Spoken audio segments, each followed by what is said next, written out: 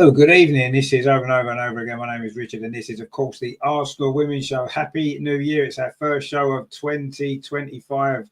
It's been a long break, hasn't it, with no games. But there's still a lot to talk about, as there always is, of course, on the show. Now, the announcement of manager still hasn't been made. Well, we're going to talk about that. What are the club playing out on that side of things? Incredible. The transfer window, of course, is open, but with no manager, no director of football. What a mess. Anyway, we're going to look at whether or not there's going to be any incomings or outgoings in the next few weeks. So that's coming up as well. Of course, there is a game this weekend. Well, hopefully there's a game. Weather permitting, there's a game on Sunday. Of course, the FA Cup, we haven't won that trophy for quite some time. We kick off with a home game against Bristol City of the Championship. So we're going to look ahead to that as well.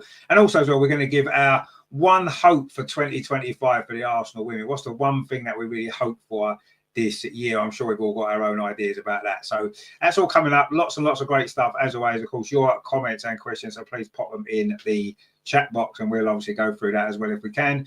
It's all coming up, of course, the other side of this.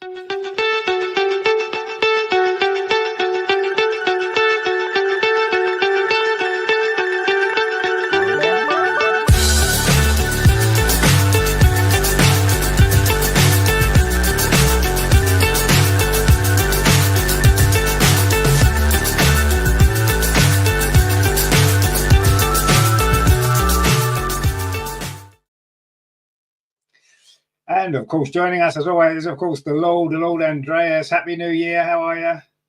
Yeah, Happy New Year to you, Richard, and to all our viewers. Yeah, I'm glad to be back on the show and looking forward to everything we have to discuss. I just received a message from Amar. He can't join us. He feels ill. I think he had to go home earlier from work, so he won't join us probably. Yes, he sent me the same message. Yeah, so I hope you're feeling a bit better, Amar, soon, and hopefully you'll be back on the show, I'm sure, very soon. I think Angie's supposed to be joining us as well, but you know what her timekeeping's like, so we'll excuse her for being a little bit late. But anyway, we can crack on because me and Andreas, we can hold the fort. We've done it before, and I'm sure we can do it again. So, I mean, where to start, really? It's been, obviously, there's been a few weeks with nothing going on. Well, there's been no games happening. Not that there's been nothing going on. There's always something going on in the world of Arsenal and Arsenal women, of course. But I think that the one thing we need to maybe start the show with this week is something that, for some reason, still hasn't been resolved.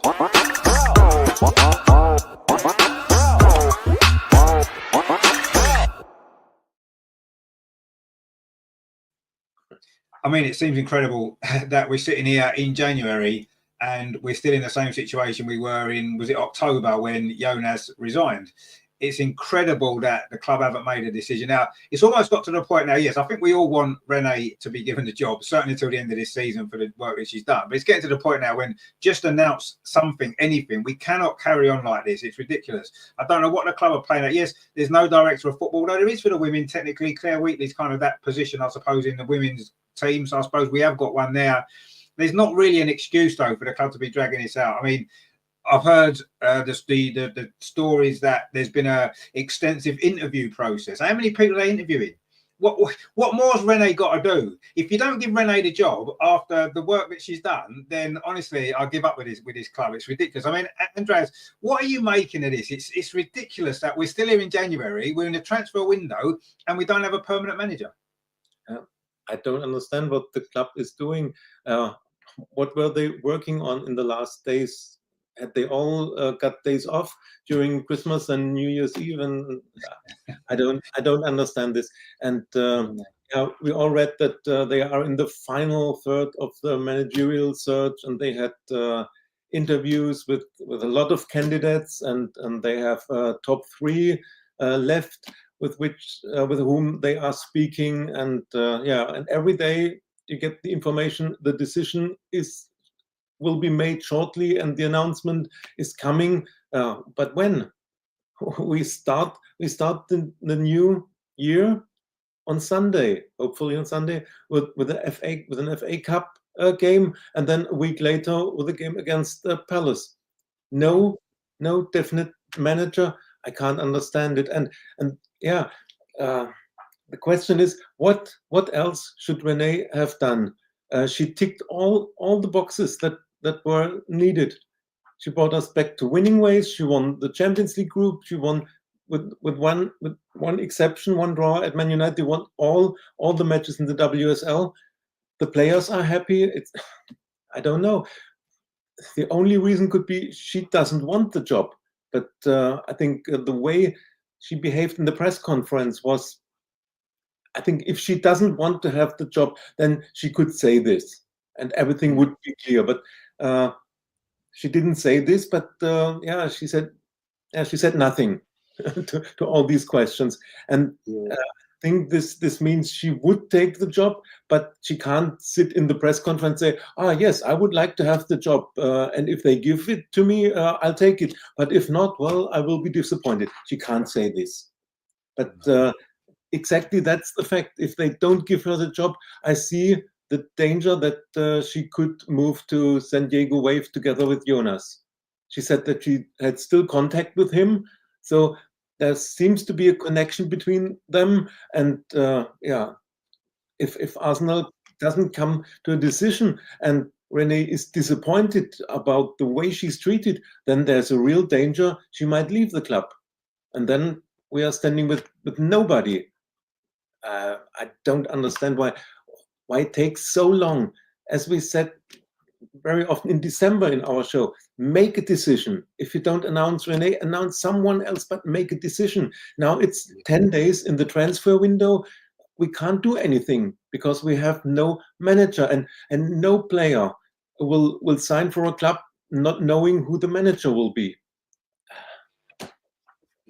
Yeah. Honestly, it's ridiculous. It's for a club of Arsenal's size and stature in women's football. It is completely, it's completely wrong that the club have got into this situation. You know, I can't get my head around what the problem is with it. You know, either Renee's done enough to get the job on a permanent basis, which I know most of us believe that's the case, or if the club don't think she has, then give it to somebody else. Don't drag it on. One block of games, 2 blocks of games, 3 blocks of games. You know what I mean? It's honestly now I'm shocked, and I wasn't expecting that we'd be sitting here tonight talking about this, because I thought we'd be talking about the new manager announcement, whoever it was, and that's what we'd be talking about. Not that the club still haven't done anything from 3 months ago. It's utterly ridiculous, and for a club of Arsenal size, it makes us look amateurish. It makes us look amateurish. We're going into the transfer window without a permanent manager. We've got an interim manager. You know, we're starting up again. WSL starts next week. The FA Cup starts hopefully this weekend, and it's a mess. It's a complete and utter mess. And honestly, I don't know what is going on. Every day for the last pretty much 3 or 4 weeks that there's been no football, I've just been waiting for the announcement. I've been waiting for it. It's going to happen today. It's going to happen today. It's going to happen today. And it hasn't happened. Okay, Christmas come along. You think, well, fair enough. The new year, get it out of the way. January the 2nd, January the 3rd. They're going to announce it. Last weekend, they're going to announce it. No, and here we are about to play a game, and they still haven't done anything. They haven't done anything. They're saying they've interviewed these people. Who have they interviewed? Who on earth have they interviewed? Why aren't they actually saying these are the people? I agree with you, Andrea. Renee could not come out and say, I want the job. Because if she does that, she doesn't get it, there's going to be uproar from the fans. There's going to be, it's going to be a difficult situation. Of course, she can't come out and say it. And I kind of feel a bit sorry for her being put in that situation every single week in the press conferences. She's having to answer these questions. And the club, someone from the club should make an announcement, either to say, look, we're going to sort this out. We're going to announce it on this day, or we're going to, whatever they're doing, someone announce it, because it's ridiculous. For a club of our size, it's embarrassing, honestly. It is embarrassing that this has gone on for 3 months. And Renee can't have done any more to get the job with the results on the pitch, the performances, the way she's sort of turned it around. The only thing I can think of is because of her links to Jonas. Is that what's the club are reluctant to give her the job because of the link to Jonas? I don't know if that's the reason. Do they want to make a complete break away from that and move it in a different direction? If they do, that's fine, but they should have done that 2 or 3 months ago, not left it till now when Renee's won 10 games out of 11, won the Champions League group, as you said, got us flying in the league again, closing in on Man City. To make that decision now and say, sorry, Renee, but actually we're going to go in this direction. We're not going to give you the job. It's honestly, it's ridiculous. And I can't actually, it's one of many things going on at Arsenal, not just in the women's side of it, but the club as a whole, that is just, it looks like the club are losing their way. someone needs to take control of it somewhere along the way. We need a director of football in place. We need a permanent manager for the women's team. We obviously need a new manager for the men's team, but that's a different issue. And we just need someone needs to get the club by the scruff of the neck and actually say, this is what we're doing. We're moving it forward like this, and make some decisions. Make some decisions, hard decisions that they might well be, some of them, but they've got to be made. We're not here for fun. We're here a serious football club. We're here to try and win some trophies and be one of the leading clubs in the world, which is what we've always been. And now we're a laugh. Honestly, I think we're a laughing stock now. It's ridiculous. It is ridiculous. I mean, Chelsea fans must be laughing at us. They must be. Everybody must be laughing at us not having a manager for 3 months. Ridiculous. Interim manager who is manager of the month December. Yeah, I know. Yeah, I mean, it's crazy, isn't it? They announce that, and you think, well, okay, Arsenal, the next day announce that you've given her the job, but no, there's still no announcement. What? Oh, it's madness. Yeah, I think she won 2 manager of the month since she's been in charge. I'm sure she has, but she definitely won the December. Yeah. And it's like, come on, guys, what are you doing? It's ridiculous. Greg says, hi, Rich in the chat. What a mess the club is in. Yeah, exactly. I agree with you. It's a mess. From top to bottom, it's an absolute mess. Joe says, Happy New Year, Rich and Lordy Lord. Happy New Year to you, Joe, as well. Good to see you. Dean says, lack of announcement is insane. It is absolutely insane. It's incredible, actually, for a club of our size and stature. It is ridiculous. Roy says, maybe Arsenal need to think about dropping some of the men into the women's team. Yeah, maybe they do. That wouldn't be a bad idea, would it? They'll probably do a bit better, actually. Roy says that this club is imploding. Well, I get the feeling not all is well with the club inside. Inside the club, there's issues, there's problems. Edu's left. We don't really know why. We haven't replaced him. We've got Jonas, the women's manager, left. We haven't replaced him. And these things happened months ago. The club are in. I don't know what is going on. Honestly, I don't know. It is a mess, and you're right. It feels like the club's imploding, doesn't it? Something needs to happen quickly. Greg says, listen to her conference today. I don't think she's got the job. I think she'll be gone to another club before the Chelsea game. Well, I don't know. She was quite evasive of the question, but you can understand why she was evasive of the question, because she can't really come out and say too much, because she's stuck in the middle, really, isn't she? A little bit. She said she's been interviewed for the job along with other people. Why they needed to interview other people after the work that she's done, I'm not quite sure, but anyway, it is madness. Terry says, good evening, Richard, Lordy Lord. We're going to all chat here, my friends. So good to see you again. LG says, Claire Wheatley is useless. What does she actually do? Well, obviously nothing. She's just sitting on her hands doing nothing, quite honestly. So I don't know what she does. She's just a figurehead of something. What do you think she does, Andreas? Do you think she does anything, Claire Wheatley, too much? She doesn't seem to, does she? She's on the photos and videos with new signings, and she holds the shirts to the camera from the new signings. I think this is her job. I don't know what she's doing. Anything else? She doesn't seem to be, does she? She doesn't seem to be. I agree. I don't know what she's doing. Honestly, it's ridiculous. They're probably paying a lot of money as well to do nothing, really. It's crazy. Terry says, thank God Arsenal haven't given Rene the job. Just need to get Arteta out now, and we can become a top-notch club again. Well, I agree with the second part of that. I'm not quite sure about the first part of that. I do think Rene deserves the job. Whether we think it would have been the right decision 3 months ago or not, she deserves the job for the work she's done. I don't think anyone can really argue with that. Terry says, I would like to be the first to welcome Salty to the mighty Arsenal. That's the announcement that we all kind of wanted a few months ago. I'd have took her a few months ago. I'm kind of thinking I'd rather have Rene now, if I'm honest. I would rather have Rene now. I think she's done more than enough. Roy says Arsenal is the biggest women's football club in the world on attendance alone. Nobody comes close. Absolutely, yeah. Rene wants the job. The fans want her to have the job, but from the club, silence. Yeah, it makes absolutely no sense. I can't get me in. Honestly, I can't get me in. I've been sitting here for the last 2 weeks thinking, come on, it's going to happen today. It's going to happen today. Looking, checking the app, checking all the news. Where is it? Where's the announcement? It's mad. Honestly, it's crazy, isn't it? Greg says this is typical of Arsenal. They say they are one club, but keep proving they don't care about the women. Well, no, I agree, and there's something else we're going to talk about a bit later as well, which I think even proves that even more. Actually, Ryan's from the Mr. Arsenal podcast with us. How you doing, my friend? Good to see you. Hope you're well.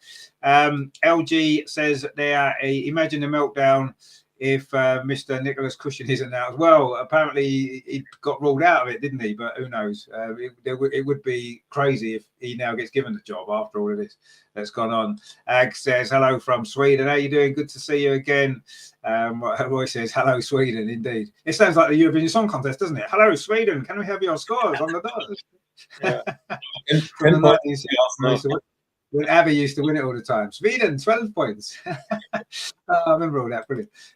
Ryan says, literally been saying the same thing. What else can she do at this point? If you don't get the job, there will be a riot. So, yeah, need to stop dragging this out. Even Wright is getting annoyed. Yeah, exactly. There's no need to have dragged it out. I mean, if they, in a way, as much as Rene deserves the job, and I think most of us think she should get the job, if they announce it now or next week, why on earth didn't they announce it 2 months ago? Why have they taken that long? If the only delay for me, and I'm starting to think this now is more the case, the only reason to delay is because the right person, or not the right person, the person that they want hasn't been available or they haven't been able to get, and that's the only reason to wait. There's no reason to wait this long to announce Rene next week. So my worry is, well, I don't know if it's a worry. It depends who they announce, I suppose. But I'm starting to think now that how can they give Rene the job? Why didn't they? Well, they could have made the announcement before Christmas. They could have made the announcement after the Bayern Munich game. That would have been the perfect time, wouldn't it? You know, after that fantastic win that night, would it not have been the perfect time to have announced it after that? So, in a way, it seems crazy to announce it now, if that's what they're going to do. Honestly, nobody knows what's happening. It's absolutely ridiculous. Roy says, in 40 years of supporting this great club, both men and women's teams, I have never seen it act in such an amateurish way. It's all easy stuff as well. Back Arteta, give Rene the job and move forward. Well, yeah, I think I agree with most of that. Maybe I wouldn't necessarily back Arteta, but yeah, the men's team needs to be backed in the right way in terms of buying the players that we need to move forward. Absolutely, whoever the manager is. Ryan says the Christmas break was a perfect time to make it. Exactly, it was. Yeah, I'd say after the Bayern Munich game, but yeah, at some point during the Christmas break. I say if they was to announce Rene next week, it's like, what was you waiting for? What was you waiting for? Will they ever say the reasons why they waited that long? I don't think they will, but we shall see. LG says we were getting mocked by rivals by being called Attendance FC under Jonas, but Rene has really turned us into a serious football team. She has, yeah, exactly. The players obviously love her. She loves working with the players, and she's made that perfectly clear. She hasn't necessarily said she definitely wants a job, but she said she likes working with the players. I got the feeling today that what might be happening is she might be staying on as a coach and still working with the players. I'm kind of starting to feel that might be what's happening. But anyway, whatever is happening, it needs to be sorted out. The club need to announce it, and they need to announce it quickly. They should have announced it ages ago, and they need to do it, quite honestly, because now it's got to the point where you're making yourselves look really, really bad. Amateurish, as we've mentioned there, that's a good word for it. It is amateurish. Even Sunday League football teams don't go this long without getting a new manager. You know, it's absolutely ridiculous. LG says the Bayern game was the one that sold me, Rene. I felt that was a real test of Rene's credentials. You know, I agree, and I think I could understand in a way why the club were waiting until that game, because that was the first real big test, wasn't it, that she'd faced. Like, okay, no game's easy. We had some difficult away games as well in the WSL, but that was the big test, and she came through that with flying colours. It would have been the perfect time. That's what makes me now think, the more I think about it now, maybe she's not going to get it. Maybe she's not. Maybe she's going to become coach again, and they'll have someone else. I don't know. It would be crazy, but yeah, that I wouldn't necessarily say it was a game that sold me. I think I'd sort of been sold before that Bayern Munich game, but that was the thing that sealed it. I was like, she's got to have the job now. After that, she's got to. But here we are, and still no news. Terry says you're all whinging, but Arsenal have made their decision. Rene ain't got the job, and you just need to accept it. Well, she hasn't got the job yet, no, because it hasn't been announced. Nothing's been announced, so who knows? Greg says, Rene said, we're going to be quiet in January. Other teams are improving. We won't win anything this year. Well, see, I want to come on to the transfer in a minute, actually, but so we will talk about that. But I don't necessarily agree with that necessarily, but I mean, we will see. But yeah, I mean, come on, Arsenal, announce the manager, whoever it is, announce it. If it's Rene, brilliant, but you should have done it 3-4 weeks ago. If it isn't Rene, it's someone else. Let's hope it's someone exciting. I mean, obviously, Andreas, I know you kind of want Rene. I want Rene, but if it isn't Rene, who do you think is going to be the most likely one now after all this time? Do you think there's anyone else that you can think of that they're likely to give it to now? Because I can't really think of anyone. No, that's the problem. Where's the alternative? I think that's also the problem of the club. They were interviewing a few candidates, but where is the perfect solution? I don't see this perfect solution. And we heard about Nick Cushing. He said he is not interested, and Casey Stoney is now linked to the Canadian national team. So whom are they waiting for? And I think the perfect time would have been when Rene was announced as manager of the month. And this is so ridiculous that we or the club made postings saying our interim head coach was voted manager of the month. Didn't they realize how ridiculous this sounds? Our interim head, we don't have not even an interim manager, interim head coach. Honestly, make an announcement, and even if they say we are still in interviews and we will make the decision or the announcement before the Palace game, just say something. But now this silence, and now in 2 days the FA Cup starts, and then a week later the Palace game starts. What will they announce? Rene Slagers is to stay for the next period as interim head coach, and until mid of February or until the North London derby. I don't know. So, yeah, I was, as you said, I was waiting for the announcement every day. But the longer it takes, I think maybe she will not get the job. And as I said, I'm afraid that if she wants the job, then she might leave, and then this leaves us in a total mess if we don't have the perfect candidate. What if all these interviews and this delay causes Rene to say, I want clarity for my future career. I have offers from maybe Aston Villa or from San Diego. Or if Arsenal can't decide, then I will make a decision. I don't know where the perfect candidate is. Maybe someone from Scandinavia, as the Scandinavian season is over. But their season ended in early December or mid of December. So there was time enough for interviews and saying, this is the perfect candidate. Let's announce this man or this woman. It is, honestly, I mean, I don't know who else. I mean, the club probably aren't going to come out and say all the different candidates that they've got and who they've interviewed. I don't suppose they could really say that. That probably wouldn't be fair. But I can't actually think of anybody else apart from the name. Obviously, Nick Cushing was mentioned, and I don't think that's not happening. So I'm at a loss to think of who it could possibly be. But I kind of agree. The longer this drags on, the less likely it seems Rene's going to get it.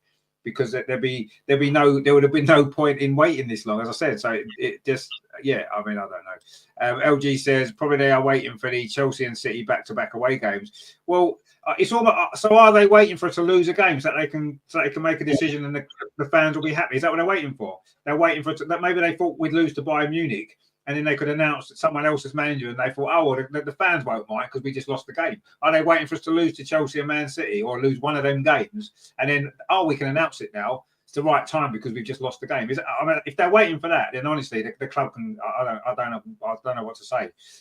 That is ridiculous. I don't think that can possibly be the reason, surely. And what if we win both of those games, or maybe draw one and win one? What happens then? Do you know what I mean? They can't announce someone else, can they? If we come out with 4 points or more in them 2 games, well, I mean, come on. Joe says, I've been thinking that she'll be head coach with a manager to handle the non-player stuff. Carla Ward said she'd love a job as that kind of manager. I don't think I want Carla Ward really anywhere near our club, if I'm totally honest. But she may well like a job like that. I'm sure she'd love the Arsenal job. I'm sure there's lots of people who'd love the Arsenal job,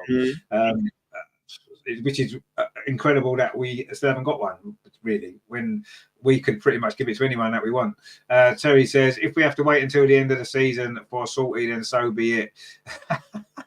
I'll get Big Engine as an interim manager, and when he's sacked from Spurs soon. Well, no, I don't know about Big Engine. Well, I quite like him actually. He's quite funny.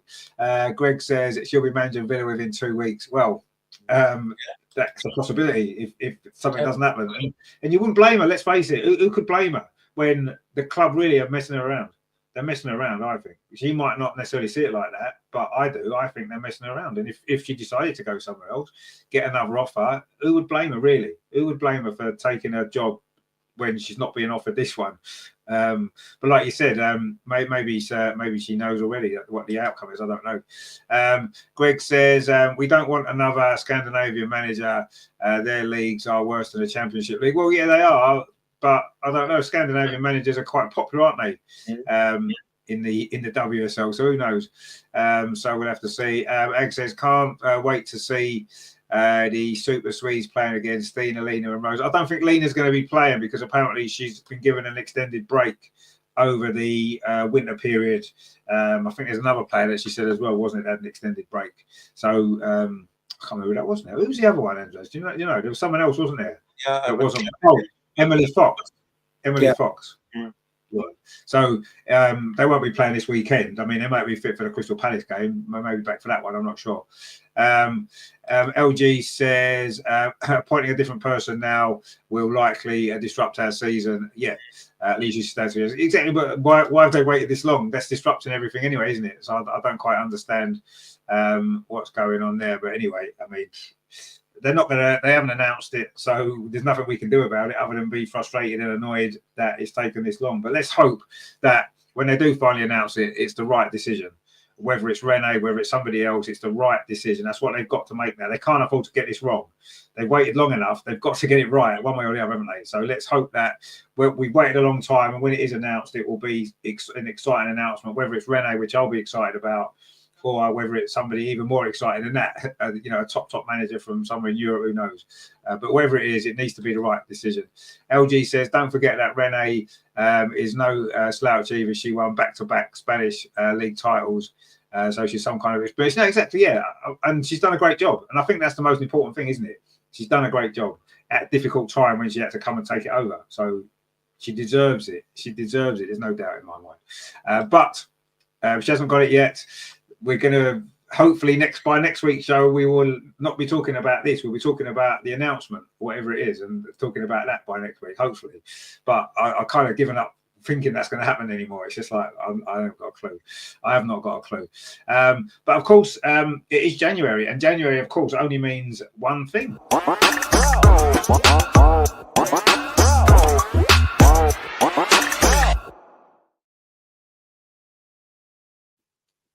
Now, it's quite interesting again in the press conference today. It was an interesting press conference, actually. Then when they sort of said that, she doesn't expect whatever the situation is, she doesn't expect any new arrivals in the playing side because they're happy with the squad, which I kind of get that. I kind of agree with that. You look through the squad of players that we've got, and you think to yourself, where do we need to strengthen right now between now and the end of the season? And I'm not sure we necessarily do. We've given some young players some contracts as well now. So they're going to be, starting their careers. They might get some opportunities in the squad.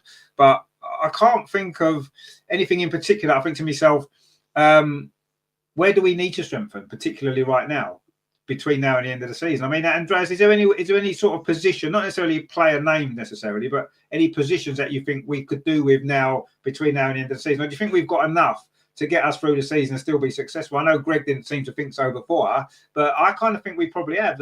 What do you think about that? I think we are a bit small in fullbacks. Of course, we have Laura Winwouter. She could play when Emily is not there, but she comes back from an injury. And then on the left side, it's Steph Catley is now centre back, and there's no one who could play for Katie McCabe. So if injuries happen, so I think we're a bit weak on fullbacks, and as we said before the season, we need a winger with more pace. And so far we only have one winger who stays on the wing. That's Caitlin Ford.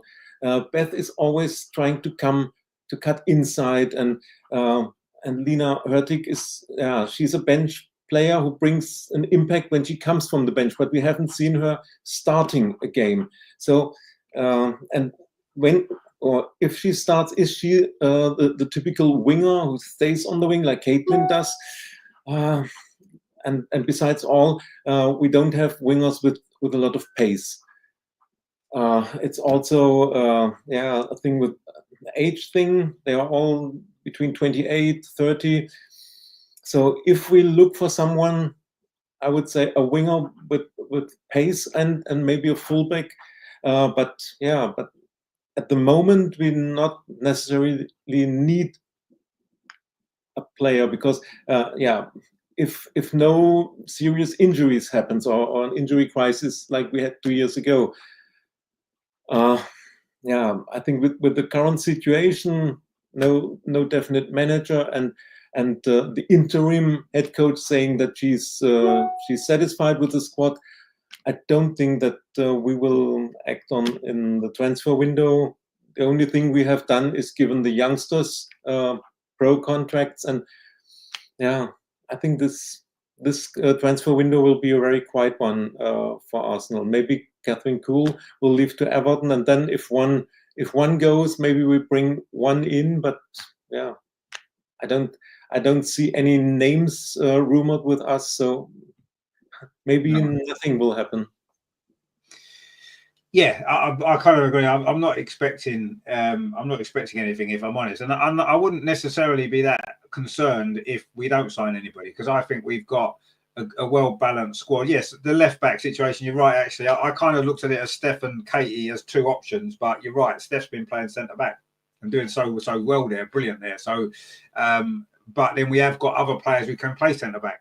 We've got obviously Leia Cadena, obviously Lotta as well when she's kind of fit, which she seems to be again. So, Steph could go back to the left-back position if Katie was injured or whatever it was. So I think we've got options.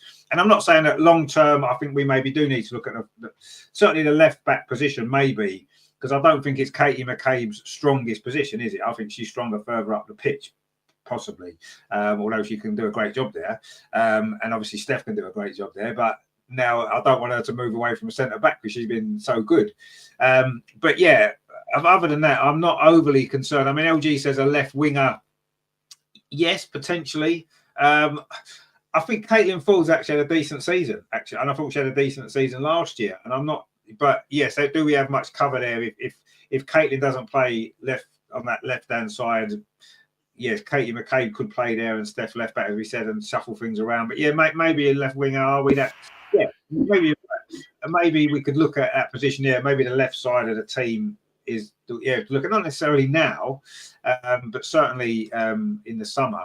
Ryan says, you're right, I don't think we need many new players. Just one big signing maybe would be nice. You don't tend to get too many big signings in January. I know we got Steiner in January, obviously, a couple of years ago, but you don't tend to get too many big signings in January. But, another big signing would be fantastic, wouldn't it? Wow. Greg says, we've got an aging midfield. We need a good holding midfield. Well, Vicky Palova's coming back. She's coming back to fitness, isn't she? But you're right, we do have an aging midfield, but this is January. And we can worry about the aging midfield in the summer. What do we need to get us between now and the end of the season is what we need to think about for now. And I think the aging midfield that we've got, with Vicky Palova coming back to fitness, with Kyra Cooney-Cross as well, Katerina Coy, she does stay. I think we're okay between now and the end of the season. I'm not saying it isn't an area to look at, but I think for now, I'm not overly concerned about that situation now. We can manage the minutes of Kim if we need to. Leah Volt is just coming back from an operation, so hopefully she might be getting, she might be able to go through the season without too many problems now, so we'll see. Terry says, Arteta has skinned the club. Well, yeah, that might be true, actually. There's a lot of money's being spent. Egg says, Arsenal don't need more players. The girl is great, and they need Renee Harmony. Yeah, I kind of agree with you. I don't think we do really need too many players. But there's one person that we do need, and of course it is. And how are you? Good to see you. Happy New Year. Happy New Year. Well, what's your excuse for being late, though? Okay, I had an MOT at 7:00 this morning, and it's quite cold down south. So my little wee old car, I didn't even have the icer, scraping it away. It was flipping cold next. It really was. So yeah, whatever. Then I come back, went out again to pick the car up. It passed. Whoop. Yeah, all of that jazz. And then went to work. Got out of work. It was cold again. And then I was just being a pig actually. I come home and I thought I need comfort food. Yeah. Next. Sorry. But anyway, you guys are doing fine. Thank you. Well, you know what we thought, Ange? We thought that, because Arsenal hadn't announced the manager yet. We thought that they was going to announce you. That's why you wasn't here. Well, yeah, I have. They consulted me. I've considered it carefully, but I think René's got to have it. No, that's very sporting of you actually, because it would have been easy to have taken it, I suppose. But we're glad you didn't, because it means that you can join us, and that's got to be a bit more fun than being manager of Arsenal, isn't it? Let's be honest. But no, that's what I thought had happened. I thought that they'd poached you off us. That's what I thought had gone on. I thought that's it. Yeah, but obviously not. But anyway, not to be. Not to be this time. Maybe next time. LG says Katie McCabe is a left back. That's her best position. She's at her best running into space, which she can't do anything. I don't know. I just think defensively sometimes she's can make mistakes, and that's what worries me a little bit. I totally agree with that. Is she? Yeah. I don't think it's her best position. She can do a turn, but not her best position. No. I think Steph defensively is a better left back than Katie is. I think Katie is maybe better at an attacking left back than Steph is. So between them, they've got the perfect combination. But I mean, I love Katie McCabe, but yeah, I think defensively sometimes she flies into things she doesn't need to, create space behind, and her positional defensively is not all that way that great, because she can tackle. People think she's a good defender, but I don't necessarily think that's the case. I think positionally sometimes she's not always the best defensively, but anyway, it's working at the minute because she's been playing left back and it's fine, so we've got no issue with it. But I think long term, I don't think that's her best natural position personally, but I mean, she does a decent job there, there's no doubt. So there you go. Anyway, so I mean, and obviously the transfer window we've been talking about, is there anybody that you think we might bring in? Is there any position you'd like to see us strengthen in between January for the end of the season? Right, let me get this right, because sorry, I'm dyslexic. Right, it's a bit like Saka, basically, in a different position. Fox. All right, I know we've got Vina Reuter, and sorry, call me out, everybody, but I don't exactly put my faith in her, because that's all you've got to cover Fox, isn't it? Pretty much, yeah. Yeah. Yeah. So that could be a possibility, someone who's more stronger. I mean, Fox has hit the ground running. I mean, no, I keep harping on, it's a different position, but look at the men's team without Saka. Yeah. Next. Yeah. Oh, yeah. So that's pretty much with Fox. Yeah. I mean, yeah, basically, I don't know, I might be wrong. I'm pretty sure I read she had 2 ACLs. She's got over them. She's young. Next. But if she goes down again, we're going to be seriously in trouble. Well, no, I agree, but at least you mentioned Saka, and that's a fair point. But the men haven't got a player who can even come anywhere near to replace him. But at least we've got Laura Wainwright who can do a job there. I'm not saying she's the greatest player. Yeah, okay. Maybe I'm being incredibly harsh. Maybe I'm being incredibly harsh, but I don't know. I'm not in still. And I love her so much, but it's a bit like a goalkeeping situation. We praise the Lord for DVD, but I love Manu for her passion. But as soon as I see her in goal, I'm having palpitations. Yeah, fact. And no disrespect to the young. What's the young kid's name? I can't remember her name. Naomi Williams. No disrespect. When they went to Australia back in the summer, and I was fortunate enough to watch those matches, and I thought, oh my God. And actually, I tell you who I was more impressed with, the Aussie girl who was a youngster. She was a proper goalkeeper. She was doing the saves, she was doing the moves next. Whereas poor Naomi, I thought, no disrespect to her.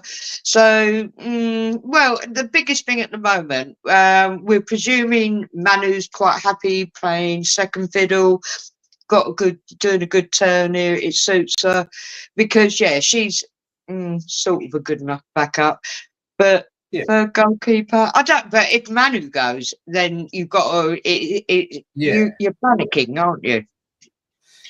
Yeah, and I think maybe the transfer window might be. I mean, I'm not necessarily thinking anyone's going to leave now in January, but if somebody did leave, anybody does leave in January, then we may need to look at replacing that particular player. If it's Manu, if it's Katrina Cole, whoever it might be. I think that'll be the only time we would potentially do any business if somebody left. I can't see, I don't think they will. stay put. I can't see anything happening personally. And I didn't listen to because I was at work, but yeah, I pretty much got what the highlights I saw of what Renee said. Yeah, you got a good squad there.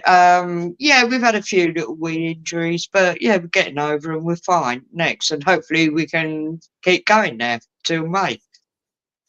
Yeah, I think so. I think we've got enough in the squad as long as we don't get too many injuries all at the same time. You can't ever predict that, can you? And you can't really compensate for that. You can't sign 100 players in case you get a big injury crisis. You've got to hope that you don't, and have a squad that is well balanced and can maybe cope with most situations. And I think we do for now, between now and the end of the season. Obviously, in the summer, I think is the time to really strengthen and replace one or two players. But we'll see what happens there. Greg says, I think with the mess we're in, we'll lose some good players in the summer. Maybe, but by the summer, you'd imagine that this will be sorted out, won't you? All the situations will be sorted out by then. Whether that means players will leave or not, if we get a manager that they don't particularly like or whatever, maybe that some players might want to leave, but I don't know. You might be right, but I don't know. We'll have to see. Sorry, can I jump in there? Because obviously I do the men's chat. Yeah, thank you, Greg. Interesting concept. And I have already seen it on the whatever X, Instagram, whatever I'm following, too much of it with Arsenal next. But that's very much a men's thing because, yeah, if we don't get anything for the men's with Arteta, and I've seen the likes of Saliba and the star boy, yeah, they are going to start questioning it. Of course they are. They're not winning anything. You've got to win something. Well, my beloved FA Cup for a starter. I'm sorry, for the men. I'll come back to the women very quickly. But I'd be really happy if the men got the FA Cup again. I think they've done quite well. But I can't see it. But back to the women. Well, we're in this transition so far as, and I'm going to put my faith in that, yeah, Arsenal just playing games with us. Of course, they're going to give it to Renee, quite rightly. The girls get her, they're playing well. And yeah, there might be a few, whatever, but that's life. Yeah, I think the girls are going to get something again. I think they're going to be happy. And I'll tell you a player I question, someone like Mariona. Because she's quite mature. What is she, 28 now? And she's come over here. It's something new because she's won everything. But how long is she going to stay here? Well, who knows? I mean... Yeah, that's the thing. You don't know. Because we had that wonderful Raffaelli, and we all got really excited about her, and then suddenly she disappeared and went to, was it America? Wherever.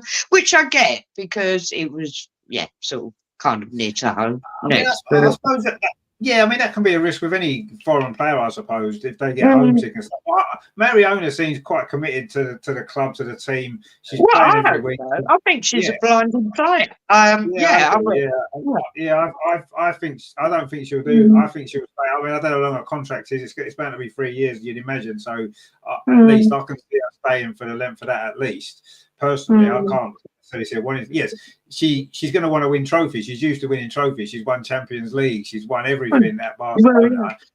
Yeah, she's not going to want to come here and finish second or third and scrape through the qualifiers in the Champions League every year, is she? She's going to want to be winning trophies. And maybe if we can't fulfil that ambition for her, then she might leave at the end of her contract potentially. But that's down to the club to make sure that doesn't happen. To build around her so that we can win the trophies that she needs to win, that she wants to win. Everybody wants to win, let's be honest. Every single player wants to win trophies. That's what they're in it for. That's what we're all in it for. You know, it's sport. Sport's about winning, isn't it? It's about the glory of winning things. But it's especially for a club of Arsenal size, you know, it's all very well, you know, a club like Bournemouth probably don't have any ambitions to win in the men's side, or say Crystal Palace in the women's side. They don't have ambitions to win things. They just enjoy competing. But for the big clubs, you've got to be winning stuff, haven't you? And the players at the big clubs want to be winning stuff, and I think that's the right attitude. Greg says KCC and Cole aren't the answer. Neither are good enough as holding midfield, but I think KCC's got potential there. I'm not quite sure about Katerina Kuhl, I'm not sure if she's quite good enough. I'd agree Oh, with you she's there. going. Sell her to Everton. Sorry, next, get the monies. You So might I be know right. it's Yeah, hard. there seems to be a lot of talk about that, doesn't there? There Mm. does seem. So let's KCC, I rather like her, and I know that's not good enough. Well, apparently Righty saw something in her. That's why he touted her next. I think she's got potential. Yeah, I'm going to no, say give her a bit more time. yeah, she's probably got potential, but I don't Mm. know. She's not a young player in the sense of she's experienced now. She's been at Arsenal 2 years. She plays international football. She's not a young player. She's got experience, and she maybe needs to have stepped up by now to that level, and she hasn't managed to. And yeah, she hasn't played enough, but I don't No, know. She was good sorry, enough. how old is she? How old is Kyra? Young. I think she's what, 21 maybe. 20. Yeah, okay, so it's still fairly young. And actually, I'm going to argue her game time. Yeah. She probably hasn't had enough game time. I'm going to give her a bit longer, but everybody's entitled to opinion. She hasn't had enough game time, but is that because the management and the coaching staff, she's not quite ready? Well, they don't think she's quite ready. That could be the reason. Yeah, I they're don't not know. putting their faith in her. I get that. Yeah, they're not get putting their faith in, exactly. Yeah, and there's Mm. usually reasons for that, isn't there? There's usually reasons. Yeah, Is it because of how she's training? Is it because Mm. of whatever reason? We don't know. But yeah, she hasn't played enough games for us, but she's played. She plays international football, so she's not a young. Done well for the Matildas, yeah. So I'd like to see maybe more of it. Yeah, that's what I want to see. LG says Paloma is our best midfielder. As much as I hate to say it, because she gives Wenger vibes, she'll be like a new signing. Yeah, to be honest with you, I thought Vicky Paloma was our player of the season last year. I thought she was absolutely. Oh, I went with that. Oh my God, I love that girl. I love her. Yeah, I do. Yeah. I really Yes, hope she can come back. I think she will. She's got that tenacity. Yeah. It'll take time. I'm patient, but yeah, she's I just get that Arsenal vibe about her. I really do. Yeah, absolutely. Yeah, I mean, Ryan says looking forward to seeing Paloma in midfield again. She's great. Let's give her time though. She's just had an ACL injury. We've seen how long it's took Beth to get her form back. Leah the same.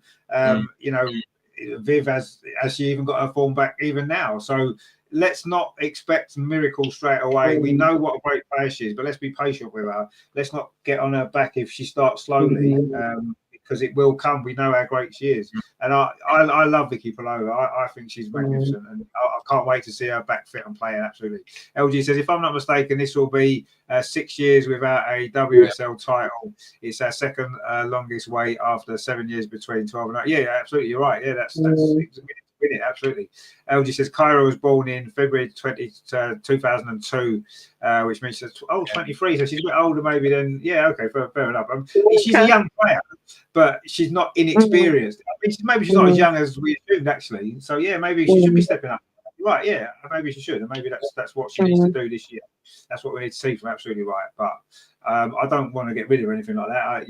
She does need more time. She needs more games, and let's hope she'll get them. And I'm sure she will, because she's shown enough, hasn't she, in the games she's played to suggest there's something there.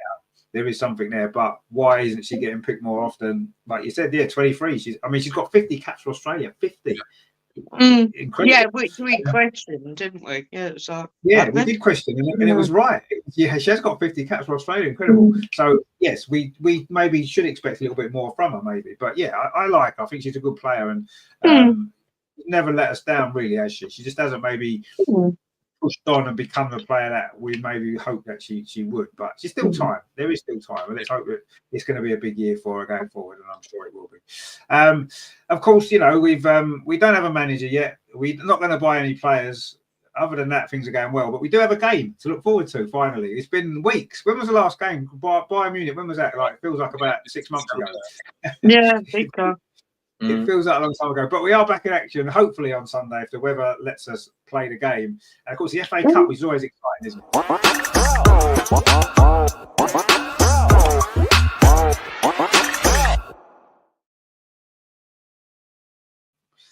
I mean, obviously, it wasn't the most glamorous of ties that we could have got drawn with, but a home game against a championship team, you've definitely got to take that for the, for the fourth round. It's a great opportunity for us to get through and start a cup run, because we haven't really done too well in the FA Cup in the last few seasons. We need to have a good run. We need to win it again, to be quite honest. We haven't won it for a long, long time. We're talking about we haven't won a league title. We haven't won the FA Cup for even longer, have we? So, you know, we're definitely overdue an FA Cup, aren't we? And it's a nice tie to be getting back into it again. I do think that the break in momentum that we had is probably not ideal, and it might take us a couple of weeks to get going again. But the good news is, in a way, we've got 2 teams at home that we should beat. Yes. Anyway, I'm not taking anybody lightly, and I wouldn't underestimate anybody. But we've got great opportunity to win these next 2 games, regardless. And obviously, starting on Sunday against Bristol City, you know, they got relegated last year. They're doing well in the Championship. You'd expect them to, but we should have far too much, whatever team we put out. I mean, Andreas, it is a big game because it's the FA Cup's important. It's an important competition for us. We've won it the most times, but we need to win it again. Obviously, we should win. But I mean, what are you expecting from the sort of lineup first of all, as well as the performance? Because we could see a few changes to the team, couldn't we? Yeah. First of all, I expect us to win. It's a knockout game, so there is no playing around or saying if nothing works, then let's take a draw. No, we must win this. I checked the Bristol City season. They are level with points with Birmingham on 2nd position in the Championship at the moment, 20 points. They scored 21 goals and conceded 11 goals so far. So yeah, they are a good Championship team, but not a team that we have to be afraid of, or say if they will be promoted, they will run over every other team in the league. No, it's Championship. It's the 2nd tier, and we should have a decent win. For the lineup, I think Emily won't start because she got this extended holiday, and she deserved this because of how much football she played in the last 18 months or so with no break. So I think Laura Winwater will start as right back, and I think Manu will start in goal. Because it wouldn't be my choice, but I think you're right. Will start. You asked me. Yeah, you're probably right.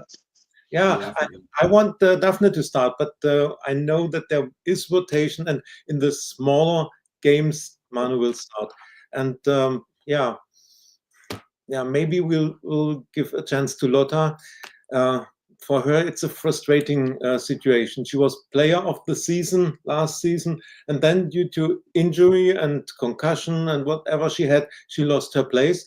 And in the important games, in the big games, we couldn't take Leah Williamson and Steph Catley out. So maybe this is a chance to bring Lotta. And in midfield, I heard that Leah Welty is back in full training, but she won't start. I don't think so. Maybe she'll get a few minutes, but I think Kyra will start in midfield. Kim, probably Kim will start, but only plays 60 minutes or so. And in the attacking line, not too many experiments, because we come from a longer break, 4 weeks of break, of no matches.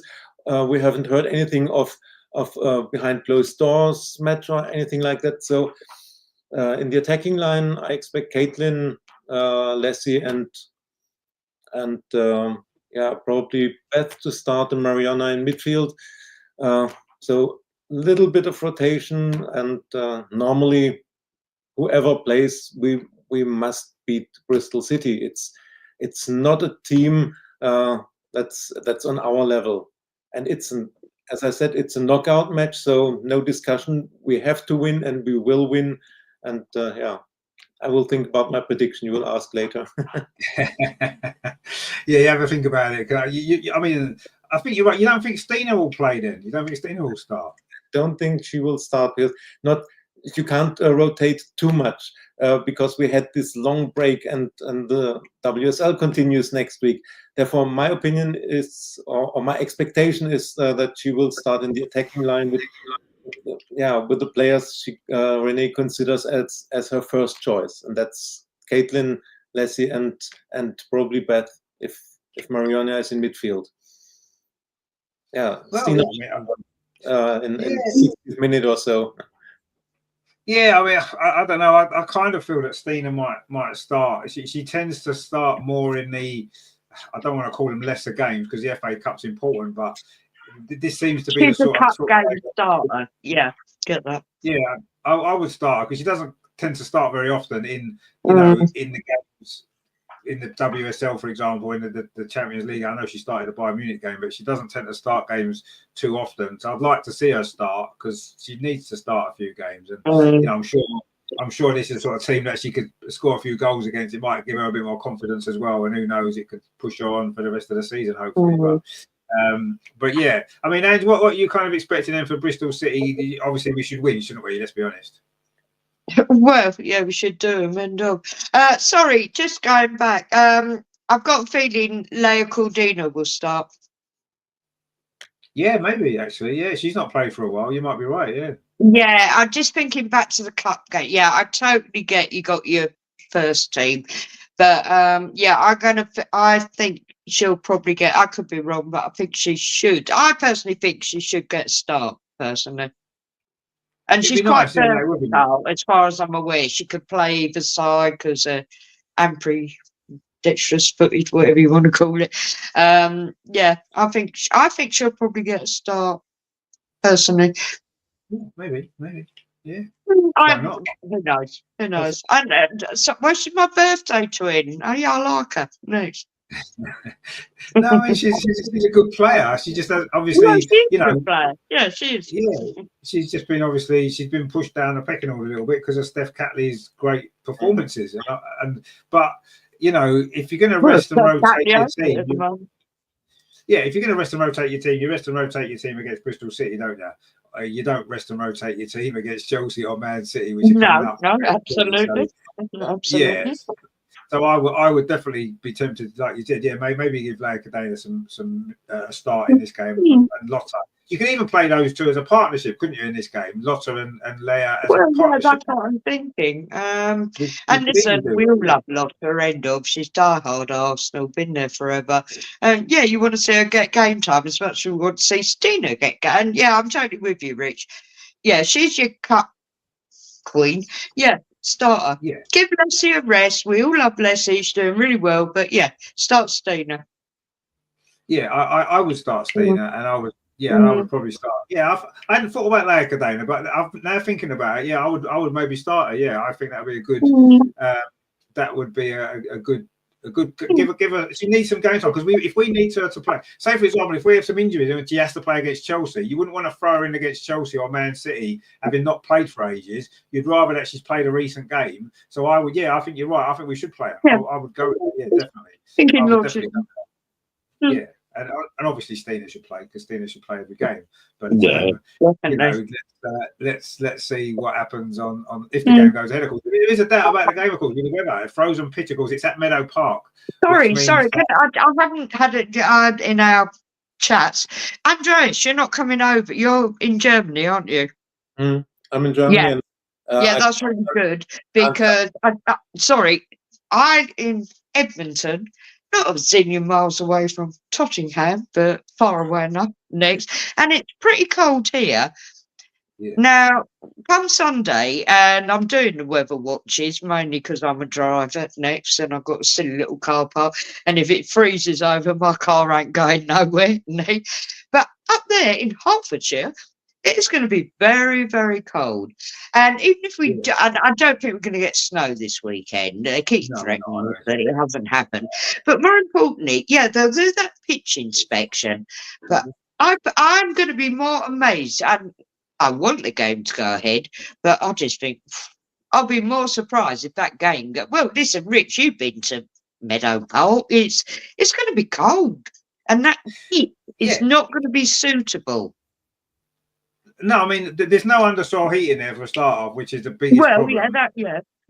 That's a big problem, isn't it? And the fact that they've moved the kickoff time from what was going to be lunchtime to the afternoon to 3 o'clock, hoping that it's going to give the pitch more time with the afternoon weather. Obviously, it's slightly warmer generally in the afternoon, isn't it? So they're trying to do what they can to get the game to go ahead. But yeah, I think there's a big doubt about it, absolutely. Because I think there's a serious doubt. I mean, I was actually chatting through WhatsApp with my Dutch friend, and the person that she normally comes over with, they're actually meant to be coming to that game. And the first thing I said to her is, well, yeah, is there actually going to be a match next? And Yeah, my it's Dutch important. friend was more than sensible. As much she loved, and she's all about Arsenal women, not the men, but it was like, no way. She would, she's had to jiggle things around for the women, but she kind of does a calculated risk, and there's no way she'd have done this one. So I'm just looking at our weather, and this is me in North London on the outskirts.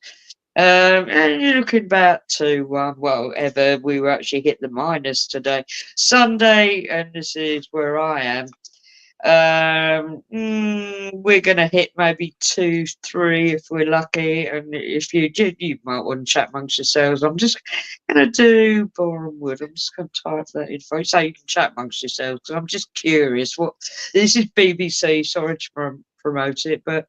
Yeah, what they're predicting, because it has been so cold. I mean, obviously where you are, Rick, it must be horrendous. Oh, it's cold. And you It's keep going out for runs. I'm surprised you're still with us. It's been -5. I've been going out running -5, mate. I've just been going Anyway, right. sorry. How's our YI man Paula? She must be loving it, mustn't she? That win. Well, I've not been speaking to her since. No, Wednesday. you're not talking. No, yeah, I get that. Yeah. Too funny. But, no, she obviously, she obviously enjoyed the fact that Newcastle have won that game, but there's still a second leg to come, isn't there? So she's keeping cool until then, maybe. We'll see. The problem is it's not the temperatures in the afternoon or when the game should start. The problem is the freezy temperatures in the night. Yeah. Pitch is that is the thing. Yeah, what happens overnight, and it's not going to warm up enough during the day. That might be the problem. Yeah. Yeah, very much so. Well, more importantly, Andrea, I'm not going to bother with that. But more importantly, Andrea, you're not coming over, so you're fine next. Yeah. If we are blessed to get a stream and watch it, that's fine. If not, it is what it is. I mean, yeah, obviously, if the game's on, I'll be doing the usual thing if it is on. But of course, the thing that's annoyed me a little bit, and I know maybe this is slightly out of everybody's control, but of course now, having moved the kickoff to 3 o'clock, it actually kicks off at exactly the same time as the men's game against Manchester United. Yep. And not the first time that's happened in recent times. Arsenal's last ever, the last women's game was played at exactly the same time as the men were playing against Crystal Palace, if you remember, in the Carabao Cup. So it's happened twice in a row now. And it's frustrating because, yes, I understand they want to get the game played and the weather is more likely to be playable at 3 o'clock than at 12:30, maybe. I don't know if that's going to make much difference because it starts to get dark soon after 3 o'clock anyway, and then obviously the temperatures drop again. So I'm not really sure whether that's necessarily the biggest thing that they could have done. But anyway, again, it's frustrating, isn't it, when the games are kicking off at exactly the same time. If the women's game does go ahead, the men's game will go ahead because of undersong at the Emirates and all this kind of stuff, and I'm sure that will go ahead. There's no doubt there. But I do think there is a doubt about the women's game. You're right, and we'll have to see. I'm sure they'll announce it in the morning on Sunday. I mean, Bristol City got a long travel to do, and I'm sure they won't want them to travel. They'll call it off early enough. Well, yeah, it's about their supporters as well, very much so. Yeah, all their one supporter, yeah. That's that they've got, or is it two? Is it two they've got? I know the last time I think we talked about this before. I think the last time I saw Bristol City play against Arsenal was when we beat them 11-1, and I don't know how many supporters they had that day in the stadium, but it wasn't more than about 2, I don't think so. But anyway.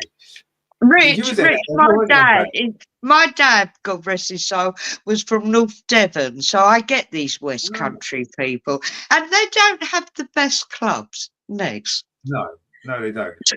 Which is strange because I always think that Bristol should have a Premier League club with it, shouldn't they? I think it's a big enough city to have a Premier League club. Bristol City haven't been in the top division since 1979 or something. So it's mad, really. But yeah, I know the women have sort of done it, and they've been in the WSL a bit, but yeah, no, I'm frustrated that the game is on at 3 o'clock now. But anyway. Let's hope it goes ahead because I think we need to play the game. Otherwise, it's going to lead to another midweek game, more congestion of fixtures later on. Congestion, big time. Yeah, I get that. Yeah. So let's hope the game does go ahead. I mean, we can't do anything about the weather. That's the only thing. And I say at Meadow Park, no underfloor heating. It's the problem. and it's a big issue. And yeah, the weather doesn't look like it's going to be favourable, but let's keep our fingers crossed and let's hope so. LG says Lotta had an overrated season last season, in my honest opinion. We conceded too many goals, and she was at fault for some of them. She was probably just the best of a bad bunch. I mean, I kind of get your point. I think you've been a little bit harsh. Lotta had a good season last year. I mean, yeah, we did concede too many goals, and she was part of the defence, but a lot of those goals are maybe more down to the goalkeeper than Lotta, if we're totally honest. A lot of them were. So I'm prepared to give Lotta the benefit of the doubt for it. And I thought she had a good season. I thought Vicky Palova was our player of the season last season, but I understand that Lotta did well and probably deserved it as well. But yeah, I think that's a little bit harsh. Greg says if Stina starts, we win by 3. If Russo starts, we win by 6. What if they both start? What if they both start? Do we win by 9 if they both start? Is that what you mean? Oh, well done. Good maths. That was good maths, wasn't it? I surprised myself there, actually. But there you go. Greg says if Sinsberger is in goal, the game is up for grabs. Well, I think if she's in goal, Bristol City might score. They might score a goal or two, but I don't think the game is up for grabs necessarily. LG says I really like Cody to bits, but I have to admit she's not the greatest defender. She has gaps in her game. A solid backup. Yeah, she's probably a solid backup. I think she's all right. I've got no real problems with her. She had a bit of a nightmare against Bayern Munich, didn't she, in that second half when everybody did. It wasn't just her. It hasn't really recovered from that, actually, because she's not really played much since. But anyway, Terry says it's a bit of a frost. If it's that cold, get a pair of gloves on. Well, yeah, I don't think it's necessarily about being cold. It's more about whether the pitch is like rock hard and frozen. That's going to be the problem. Well, yeah, because we could suddenly have a whole ton of ACLs next. Well, yeah, exactly. Obviously, player safety is important, and I think that's going to be key, isn't it? And if it's a rock solid frozen pitch, it's not worth taking a risk, is it? But let's hope it is, and let's hope the temperature eases up, and let's hope the ground staff can do some work. I don't know how you can, without undersoil heat. I'm not sure what you can do on a frozen pitch to get it unfrozen, other than maybe get some heat lamps and do what you can. I don't know, but hopefully they can get it on. But let's see. But we'll have to wait and see what happens there. Colin says, Greg, if Stina and Leslie both play, we should. Oh, there you go. Yeah, Colin's agreeing with me. We should win by 9. So Colin's got good maths as well. That's good. I think they both might play, actually. I think they both might play, but I certainly hope Stina does. Yeah, it would be good. Ag says there, no bad weather for McKay. Well, no, she'll wear short sleeves anyway, whatever the weather is. She'll wear short sleeves. She's not bothered, but but I don't think it's her decision whether the game gets played or not, unfortunately. But let's hope it does get played. So if it does get played, we need a score prediction anyway. So Andreas, are you going to give us a good score prediction for this one? Yeah, I say we'll win 3-0. If Manu is in goal, then there's a danger that it's only 3-1, but I'll go for 3-0 this time, and I'll hope this will give us the push we need for the season, and that's the reason why I want the game to be played, because the WSL starts a week later, and we need match practice, match fitness, and therefore it would be important to play. And on Saturday there's the home game of the Bournemouth men's team. So if this game goes ahead, I think there's a good chance that the women's game will be played too. I hope so, and if it goes ahead, then I'll say 3-0 for the Arsenal. Yeah, I mean, that would be, to be honest with you, like you said before, it's a knockout game. The only thing that matters is winning and going through to being in that next round, isn't it? And whether a scrappy 1-0 wouldn't necessarily be an acceptable result against Bristol City, you have to say, but getting through to the next round draw is the most important thing, and nobody getting injured and getting through the game without too many problems. Another good performance would be nice to get back into the rhythm again, having had the break. I think that's important. But yeah, I think it's going to be a lot of changes to the team. So I'm not expecting it to be the full first 11 that's been playing. So that might lead to a little bit of disjointed performance to some degree. But we've got a good squad of players, so there's no excuses.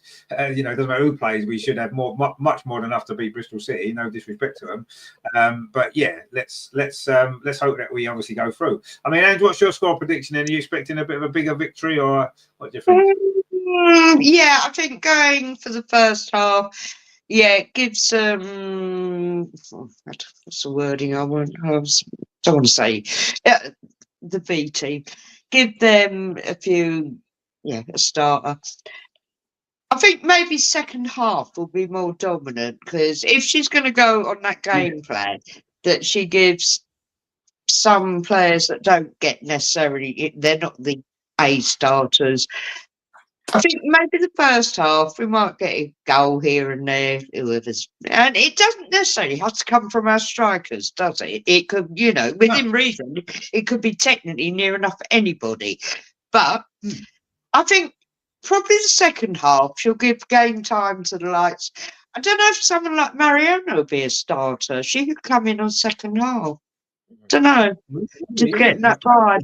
And then suddenly, what I'm trying to say is, once you bring in the big guns, maybe we'll see more in the second half. But anyway, you're really pushing me on, and I hate doing this. Right, okay. I'm going to say it's definitely Manu, because it's a cup game. I know it's an important game. And lower division club. That wasn't the wording I was going to use, but I'm keeping it really nice. If Manu's in goal, I think we're going to have at least one conceded, because they're going to be playing for their lives. Oh, yeah. And do you know what? Sorry, can I just bring in, like the men's, when you get lower division teams that, all right, no, it's only streamed, it's not nationally televised, but hopefully Bristol are going to get some money coming in for this, that they've got to the FA Cup in this round. Yeah, Sorry, just want to bring that in, because I want to see that, because it's all part of the women's game. But anyway, back to what I was saying. Oh gosh, right, okay, I'm going to predict Manu's in goal, so we're going to hopefully only concede one. I hope I'm really wrong, because I actually like the woman. Not necessarily a great deal in the first half. I'm going to say either 5-0, 5-1, depending. Okay. Well, yeah, I mean, that would be good, wouldn't it? That would be good. Yeah. LG's gone 5-1 as well. Obviously, everyone's expecting Manu to play. Sorry, I can't see the chat. So, okay, cool. Yeah, LG's gone 5-1. Aggie's gone 4-0 to Arsenal. That seems fair enough. Something like that would not be too unexpected. Greg says, put our best team 7-0. Potentially, yeah, with our strongest team, you'd probably we could win 7-0, couldn't we? I suppose, but we could win 11-1. Who knows? We've done that before. Terry says, "Apply me, Lordy, 3-0. I'm just going to get a shot of brandy." No, a 3-0's a 3-0. We're in the next round, aren't we? Greg says, "Leo will score." To win, you're right, Rich. Yeah, I'll give good old 1-0 to the Arsenal. I don't care. Yeah, it's a knockout round. Next. Exactly, yeah. Greg says Leah will score. Yeah, she needs a goal. It'd be nice if she scored, wouldn't it? Joe's gone 4-0 as well. Yeah, we'll have some of that, won't we? 4-0 would be nice. I think that it's going to be a slow building game. I think that taking a break and stuff like that. I think Bristol City will fight for their lives in the first 20 minutes and work so hard. Yeah, and I think it might be a bit of a slow burner, but I think once we get going, once we get the first goal, which you'd imagine we will, I think we'll go on and win. The floodgates will open. Yeah, sorry, to interrupt. I know nothing about their team, their starting 11. But I can guarantee their goalkeeper will suddenly become world class. You know it. Yes, this is the Arsenal, isn't it? Yeah, they always become worldy. Yeah, you can see her making 7 or 8 great saves, can't you, in this game? There's no doubt about that. I think that definitely happened. But I think in the end, I think our fitness and the fact that our squad depth, we can make the changes and bring players on, will make a difference. And I think that most of the goals will probably happen in the second half, maybe in the last 25 minutes or so. I think we'll end up winning quite comfortably, maybe 5 or 6-0. But I think might not necessarily be easy from the start. I think we'll have to work hard at the beginning and break them down, and then eventually the goals will come and we'll win in the end. I think fairly comfortably. definitely. And if Leslie doesn't start, she comes on. I mean, well, a tiring defence and Leslie coming on. Even if Stina comes on against a tiring defence, you'd imagine that there's going to be goals probably scored. Like you said, if Mariona doesn't start, you bring her on with her quality against them, you can imagine that. Yeah, I think it could be a long afternoon for Bristol City in the end. And they might be in the game for a while, but I think I'm going to go. I'll say 6-0 because I kind of think we might score a few goals. We scored 3 against Bayern Munich, so we should be able to score at least 6 against. Technically we should. Against Bristol, shouldn't we? So let's hope so. But we shall see. Terry's gone 3-1 to City and 3-1 to United. I'll set her out, and Renee's already gone. No, that's not going to happen, is it? Oh my God, Terry, I love you for all the world, mate. You can bash Arteta all you want, Nick, but leave my Renee and Richard and everybody's Renee alone. She's a girl. Yeah, I think. I mean, we could do a lot worse than replacing Renee with somebody else. We could do a lot worse. So let's look at it that way. Unless we were to get a top manager, which I think is unlikely now, we could do a lot worse than Renee. So I've got no problem with us keeping her. LG's made a good point, which I do want to talk about a little bit as well. What did you guys think of Jonas's exclusive interview when he opened up about his time at Arsenal? Yeah, I don't know did you see that, Andreas? Have you seen that interview? I read the contest. Yeah. I only saw a few parts of it, but I read most of his interview. And my first comment was someone should have told him silence is golden. It would have been much better if he kept silent. I think this interview, it didn't bring any new information, but it was so. He didn't make any mistakes. He had no chance, and he lost the fan base, and that's why he had to retire. If he sees it this way, then okay, but keep your opinion for yourself, Jonas, and move on. It was not necessary to bring this up and saying that the budget was not big enough to keep with and sign Mariona and such things. These are internal things, and it's past, it's gone. He should move on, and as I said, silence would have been golden for him. I kind of get that point, but to be honest with you, I do think that there's been a lot of sort of noise around it. Why did he leave? What went on? And I think people are interested in what happened. And yes, I agree. We haven't really learned anything. We didn't necessarily know too much. I do think the Mariona and Viv thing is quite interesting in the fact that I do think the budget thing with the club is a big issue with the whole club in general, the women and the men. And I do think that that's probably a fair point. And he maybe looked on Viv's injuries over the last couple of years, saw Mariona could get the chance to get Mariona, who's a fantastic player. And if we could only have one or the other, I think that was the right choice. But I don't know. It's the timing of it seems a bit strange in the January transfer window. We don't have a proper manager yet. He's just got himself a new job. The timing of it is a little bit, I don't know. I'm not happy with the timing. I said it doesn't make much sense, but I don't mind him talking about it because I do think it's still a conversation that people are having, fans are having, and people are speculating about what happened, what went on there. And I think it may be he's done the interview, and that might draw a line under it now, and people can stop speculating and stop going on about it. He's made his point. He said what he wanted to say. Obviously, he's not going to be happy, is he? Really, at the end of the day, the situation wasn't great, but I'm maybe it's. If it's going to draw a line under it for him and for everybody else, then maybe it was worth him doing it.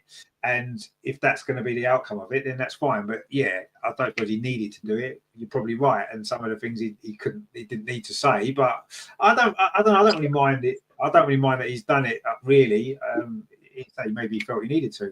I mean, Ed, what did you make of that? Did you see the interview? Have you seen what he said and stuff? No, to be honest, I've only seen snippets of it. That said, as a person, I really, all right, I'm not stupid towards his tenure. It wasn't working out. It was hit and miss. I get that, and I accept all of that.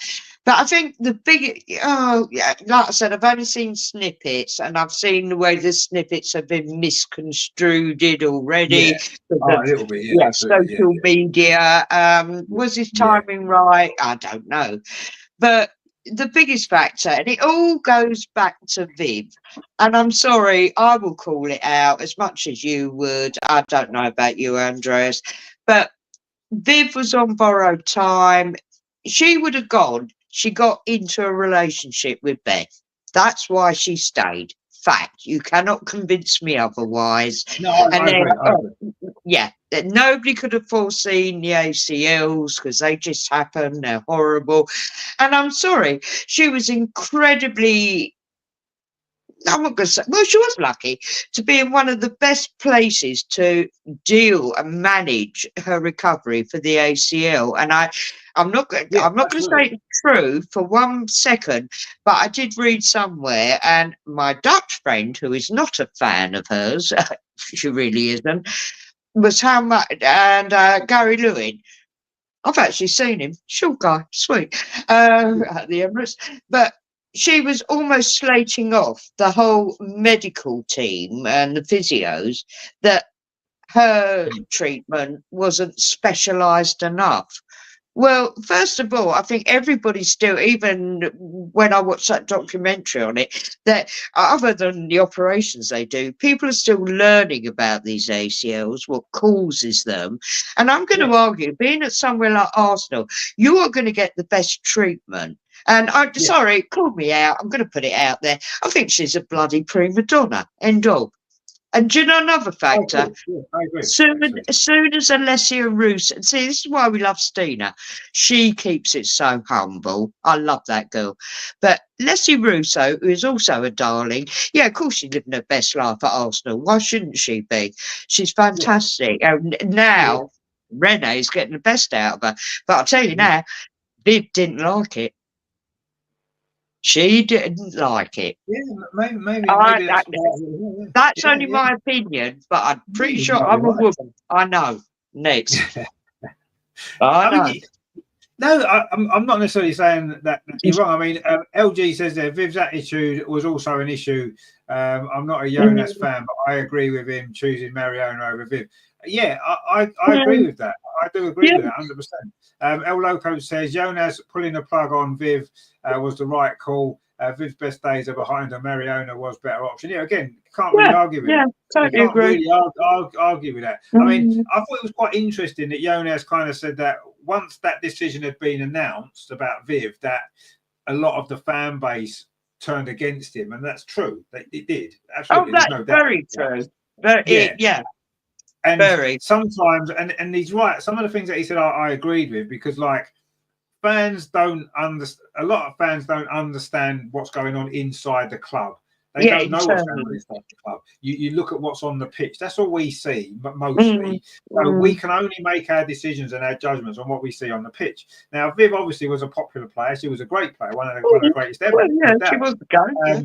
Yeah, but was other stuff going on behind the scenes? Clearly, there was. You know, Viv's come out and give her point of view about it. You know, she was touting around other clubs in January last year to look for a move, which obviously would have been unsettling for everybody at the club at the time. And you know, I think that she never helped herself. And like Jonas got all of the grief when it wasn't all of Jonas's fault. In fact, it probably wasn't really Jonas's fault at all. He was involved. Sorry, can I just throw in again? Jonas is a head coach. Yes, he had a lot of clout at Arsenal. They put a lot of faith in him. But who is sitting there above him? And I don't like the woman, Wheatley. We talked about her before, actually, yeah, but she is the one above him. And she was the one that would go with the begging bowl to, at the time, was Edu, because he took over everything. I don't know how it worked out prior to when Edu took over everything. And just we haven't got one of those yet to replace Edu. Could be Thomas Brzezinski, but you never know. But no, seriously. So Jonas had his input as a head coach. Probably not as much input as Arteta does as a manager. I might be wrong here. But yeah, it was down to Wheatley and then going to Edu and then finally the Cronkies, where they're going to pay out. Who are you going to get? Because Yeah, if you it don't was. pay for the player, you pay for the No, wages. absolutely. Yeah, no, absolutely. Yeah, of course. Yeah, absolutely. And it's just interesting, isn't it, that the fans, if it was the fans' reaction to Viv not being offered a new contract, which it seemed as though it was. I mean, we all saw that happen, didn't we? Yes. We all saw the reaction of the fans in general, forums, the stadium, and everywhere. You know, and that obviously was a difficult situation, and I don't think Jonas predicted that to happen in the way that it did, and he was surprised by that, wasn't he? And in the end, when you lose the support of the fans, it's very difficult for a manager to be able to produce the best performances for the team on the pitch. And in the end, maybe he's made the right decision to leave when he did. I feel a little bit sorry for him because he made what he thought was the right decision for the club, which is it was the right decision for the club. So he's actually done the good thing, made the right decision, and yet he got all the grief for it. And in the end, it's cost him his job. And I think that's a bit unfortunate. But in the long term, Rich. It goes back to Claire Wheatley again. It wasn't just, I'm not, you know this, but I'm just saying that the bigger picture is it wasn't just down, but the fans have jumped, and I hate that word fans, but that's what they are at this point. They jumped on that. Oh, it was all Jonas. No, it wasn't. No, he had an input. Wheatley had a far bigger input. Bottom line, and then you speak to Edu at the time, and final buck stops with the Cronkies. And all right, they don't. Let's be blunt. They don't give a monkeys. Well, don't. How much do they really give monkeys about the women's team? Let's be honest here. Sorry. Fact. If the Cronkies feel differently, they can come on here and they can challenge me. No, I'd love them to come on here. There's a few things I'd like to say. Exactly. But Arsenal women just won a quadruple. Whoop, next, whatever. Back in the day, I'm sure we'll do something quite fantastic soon. But bottom line, women are going to be very secondary, and you balance the books, and like you rightly said, it all goes back to Viv, and she was the one.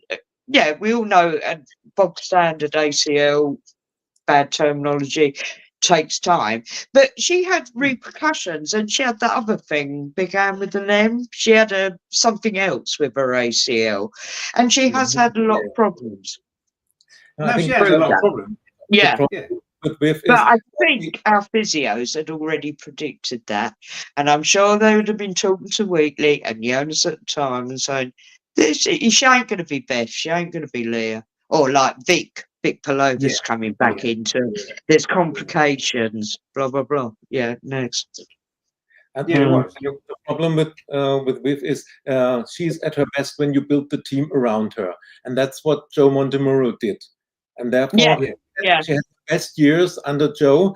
She was the player. Everything was built around, and Jonas has a different approach for the team, and for him, Viv Miedema is.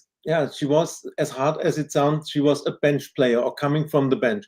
And this would have been her role in the new season if we signed her. And I don't think the budget problem is we don't have enough budget for signing good players, but we don't have the budget to pay the highest wages to a bench player, and this was the problem. Jonas, this is pretty much what Jonas said about if he could have kept Viv and get Mariona. It wasn't going to happen. Next, but she will be on the bench for me, and I will bring her on in the second half or when I think we need her impact. But she's not a starter, and Mariona would be a starter for me. So the decision was, if I have to decide, then I want Mariona. And from the club, I think he got the alternative. You can only have one player with this high wages, but not both.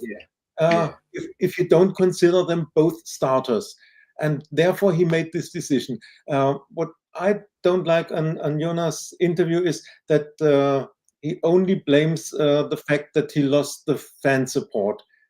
I would have liked that he said it didn't work in the end, and I made mistakes myself too, and maybe the fans didn't realize our strategy, or the fans made a mistake how they judged my decision. But of course, I made mistakes too, and it didn't work in the end.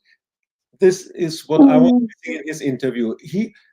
when you read his interview, he made no mistake. The mistake was from the fans. They didn't understand his decision, and they lost the faith in him, and therefore he had to go.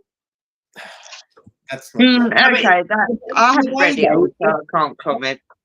That's kind of true, though, isn't it? I mean, no one's saying he didn't make mistakes. I'm sure he knows he's made mistakes. Of course he did. I mean, if he didn't make mistakes, we would have won every trophy that there was in his 3 seasons at the club, and he didn't. He did well, but the reason why he had to leave was because the fans supported a player in Viv who was way past her best and wasn't necessarily the best influence in the changing room, and they picked her over the manager because he was an easy target, wasn't he? Because we hadn't been doing as well as we wanted to do. We wasn't winning all the trophies that we wanted. We wasn't winning the WSL. We were letting Chelsea win it year after year. We were losing stupid games, and he was making some strange substitution decisions and all this kind of stuff, and all those things together. But ultimately, he's right in the sense that as soon as the crowd are against you as a manager, you've got nowhere to go. You've got nowhere to go. Once the crowd turn on you in the way that they did after that decision, it was inevitable that unless we started this season with a run of wins, the pressure on him before the season started. People were talking about it before the season started. If we don't win the WSL now, we've got rid of Viv,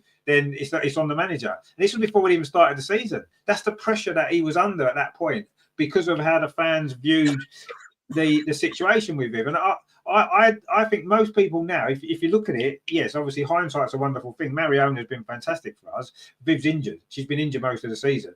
It was obviously the right decision from Jonas and the club to make that choice. It was the right decision, but it's cost him his job. And I do feel a bit sorry. I understand what you're saying, Andreas. I'm not necessarily saying that you're wrong. He did make mistakes along the way. Of course he did. And I'm sure he knows he made mistakes. He doesn't necessarily need to say that, I don't necessarily think. But I don't know. I kind of feel a bit sorry for him, if I'm honest. I do feel a little bit sorry for him that he was put in that situation, because the fans shouldn't really have be upset with your favourite players left. Of course, don't be not upset about it, but don't turn everything onto the manager, because I don't think that was fair. And I said that at the time. I didn't think it was fair the way that everybody jumped on Jonas because of a club decision to not offer a new contract to a player that had been injured for 2 years. And technically, it was only biding her time anyway. Listen, like the rest of us, we all do social media. And well, I've actually unfollowed some people, and I won't call them out who they are, but I just thought, I found it very abhorrent, because I'm not about hate. And listen, I'll go back to a men's analogy. I didn't like Unai Emery. I was so Wenger, even I called Wenger out. He should go. And then I watched that DVD and I start welling up next. I'm sentimental old fool. But I was never that vitriol. I just wanted him to go. I just thought, no, he's not my boys manager, end of. But I wasn't calling it all right, social media back then wasn't quite what it is now, but I just wouldn't be that horrible person to incite hate. I don't like, I mean, all right, I'm maybe 75% on Arteta that he ain't going anywhere with the boys now. I think he did good when he come in, I'm not going to lie. Sorry, just to bring it back to the men. But to be fair, I know, Rich, you're really not Arteta's biggest fan, but you've never spouted out absolute hate. Yeah, I mean, a lot of what you say is quite tongue-in-cheek because you keep it light-hearted. All right, what you feel, if you really wanted to get horrible, you could do, but you're a professional, you won't do that. Yeah, but I mean, Ange, I'm going to Newcastle for that second leg. I'm going to Newcastle for that second leg against Newcastle in the semi-final. And if we lose that game, I'm going to be singing Arteta out at the top of my voice, and I'll be screaming all the way through that game, because that's how I feel. Yeah, but more importantly, I've seen, and I did see it on the women's whatever groups, they were getting so nasty about Jonas. I do see it with the men, with Arteta. But to be fair to yourself, you've never spouted hate about him. You've only ever spoken about his lack of managerial tactics, and that's fine. Yeah. We are entitled to have opinion. And if the women allegedly, because listen, I don't know much about football. I just see hopefully goals next. You know, I'm a very basic person, but yeah, there's one thing to have an opinion, but the sort of hate I was seeing, it really, and there's something with But this said person what you've really got to upset remember, me. and what you've got to remember is women are very emotional. And Yes, yes, we said this when women before. feel that they've been scorned or they've Yes, been that's it. Yeah, you're hard right. done by, they react really, really Yes, emotionally. Right? yeah. It's just a natural thing in women. There's nothing wrong with it necessarily. It's just the way that women are made up, is to do with their hormones Do and you know, everything else. that's an interesting concept because I'm not one of those women, actually. No, I'm not saying all women are, but in general, Yeah, women but do I hear what you're saying, emotionally. and that's predominantly what I did see. And my Yeah, biggest exactly. platform is Facebook, and I'm on a certain very big group, and I actually thought, come on, please, ladies, can you stop? Yeah. And then I certain men didn't like that. jumped I on the didn't like that. bandwagon, and I thought, get over yourselves next. Yeah. And oh, listen, I knew Jonas's days were numbered. I think we all Sorry, do. Yeah. yeah, I But think we all did, but. but his days were numbered after the Viv situation. It Well, wasn't yes, really, very it wasn't much really so. obvious before. Yes, okay, we didn't have a great season last year. We I did think win a trophy, not but it being wasn't a in the great season. Champions League, and back to Yeah. Mr. Tim Stillman. Yes, obviously the board, Wheatley, that wasn't Yeah. good. We all felt that was bad because, come on, it's Arsenal women next. But we were prepared. We go again. And all right, it wasn't the best under Jonas, and it's got a lot better since we got Rene. So that's why we embrace. But do you know what? I really hope, bottom line, what am I saying here? I hope they give Rennie the job. And there'll be times when the girls don't play so well. So I'm not going to be one of those people calling for a head. Let's see who is. Let's see how fickle they are when they suddenly turn.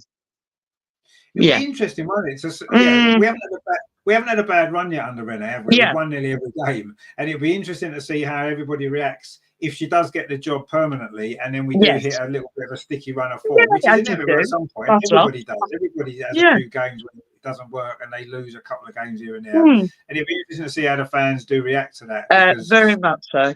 Yes. yeah, That's what I'm but waiting for. fans are quite fickle. You're right. Yeah, fickle fans, yeah. Yeah. Try But being a loyal supporter. Win, lose, draw. Next. Well, no, it is, and I think sometimes it's okay to feel upset and angry about certain things that are going on at the club. That, you know, when the club's taken up so much of your life and things aren't going the way that you think they should be going, you're entitled to get upset and angry about it. Yeah.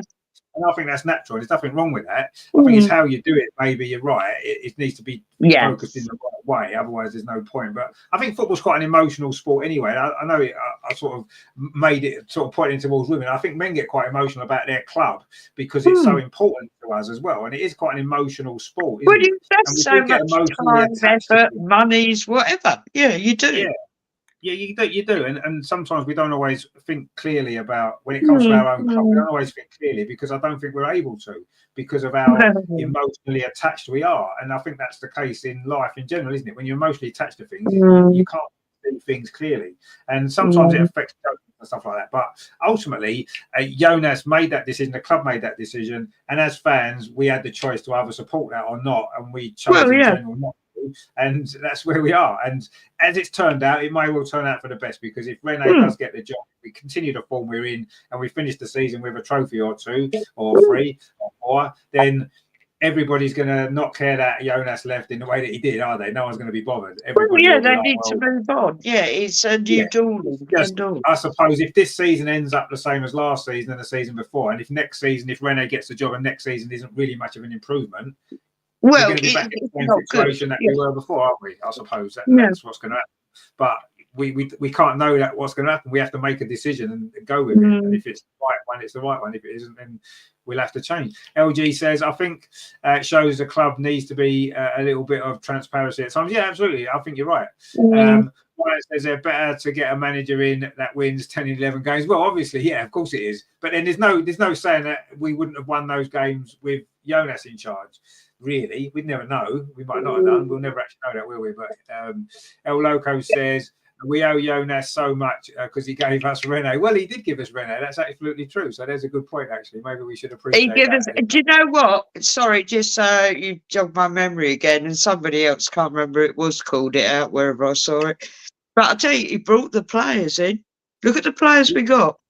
No, he did, yeah, absolutely. Well, he's brought this squad. I mean, Olivia Russo, she's living her best life next, and she's come on, she's a new English sweetheart. Yeah. I mean, to be honest, he's brought all of the players that we've got, or not all of them. Yeah. Some were there before. All the new players that's coming. Obviously, Rene hasn't brought anybody yet because he hasn't had a transfer window. So yeah, he's brought us this squad, and at the end of the day, it's a good squad of players. Terry says Viv is just bored. Give her Win the Dog to give her something to take her a bit of mind off things. Well, she's injured at the minute, isn't she? So she needs to get herself fit. Oh no, she's coming back now. Their Garcia manager said she's going to come. She could maybe not start her, but yeah, she could be in contention for Sunday. Well, she might well be. Joe says there, the fact that we had a terrible start to this season with the team Jonas wanted was the final. Now, yeah, I think the circumstances were tough then, but yeah, you're right. If we started the season well, he might have got away with it, I suppose, but we didn't. And of course, that game against Man City, when before the game even started, there were Arsenal fans, I hope Viv scores a hat-trick and stuff like that. It's like, come on. Do you know what I mean? We want Arsenal to win, regardless of all of that. Well, and yes, seriously. Going into that game was tough. It was tough for everybody. And, you know, we drew the game, which wasn't a disaster, but obviously things didn't quite work out. There, women not afraid to show emotion. Yeah, maybe that's what it is. Maybe they're not afraid to show it. Maybe that's a good way of putting it, actually. But yeah, so at least you're agreeing with me that they are emotional creatures, which is fine, absolutely fine. Terry says, let's be honest, Rene is important as important as Win the Dog. Well, I think she's a bit more important than Win the Dog. I think Win the Dog's going to change his name to Lose the Dog, and maybe we should lose the dog. Not that there's nothing wrong with the dog. He's lovely, but he's not really helped, does he? Let's be honest. Greg says, Win the Dog is more important. No, he's not. Come on, Win the Dog's not, is he? No, it's a girl. Win's a girl. Egg says, "Is there a dog named Win?" There is. It's the Arsenal dog. That's at the training ground. Yeah. So there is a dog in here, and the it's chocolate Labrador. Yes, it's a nice dog. It's a cute dog and all that kind of stuff. But she's a rescue doggy, and she's a wee bit older. No, she's lovely. She is lovely. But even so, you know, we shouldn't really be focusing on dogs at the training ground. I think there's bigger things here. Winning trophies, really, shouldn't we? But anyway, there's nothing wrong with winning the dog. To be honest, he's cute, a cute dog, there's no doubt. But yeah, I mean, all of that was a bit of a mess. Obviously, Jonas hasn't necessarily helped the situation. I personally don't really mind him coming out and having an interview about it. And you know, it's done now, isn't it? He's gone.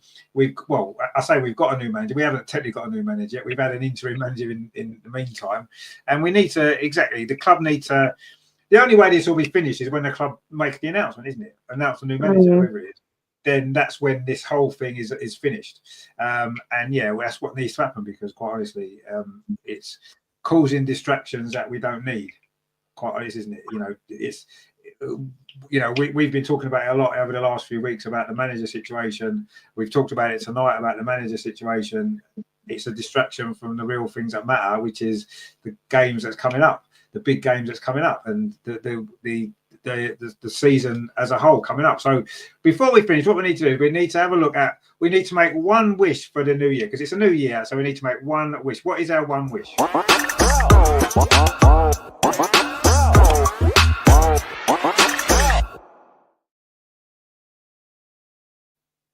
So looking at that picture there, that's my wish. Champions League. Winning the Champions League, wouldn't that be something? 2025, let's get that thing won. That would be amazing, wouldn't it? But to be honest with you, I would be quite happy if we win the FA Cup again. We haven't won that for ages. And of course, the WSL seems a little bit too far away. But there's still a lot to play for in 2025. But yeah, the Champions League for me would be absolutely incredible. Oh, sorry. I'm suddenly going into men's mode. Yeah, if it's a women, Champions League would be the ultimate, actually. It would be brilliant, wouldn't it? Yeah, it would be for the women. For the women, I think we can do it. I do.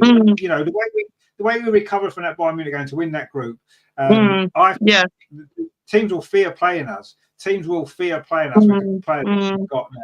And I think we can surprise a few people in that competition this year. And I'm really, really looking forward to that knockout stage. I can really see us something special there this year. And let's imagine winning that again before Chelsea have won it. Wouldn't that be amazing? So we've got two, and you haven't got any. That'd be amazing. So let's do that's my one wish for 2025, to win that Champions League. Andreas, what's your wish for 2025? No, I stay a bit more humble, and I say my wish is we win one trophy. The season started so bad. In late September, early October, we thought the season is over just 3 or 4 weeks after it has started. So I would say let's win one trophy, and I'm really satisfied with this season, and then regroup and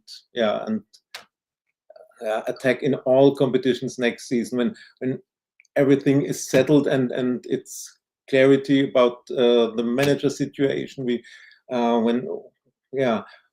When we look about at the age structure of our team and so on, everything for the new season. But for this season, my wish is one trophy.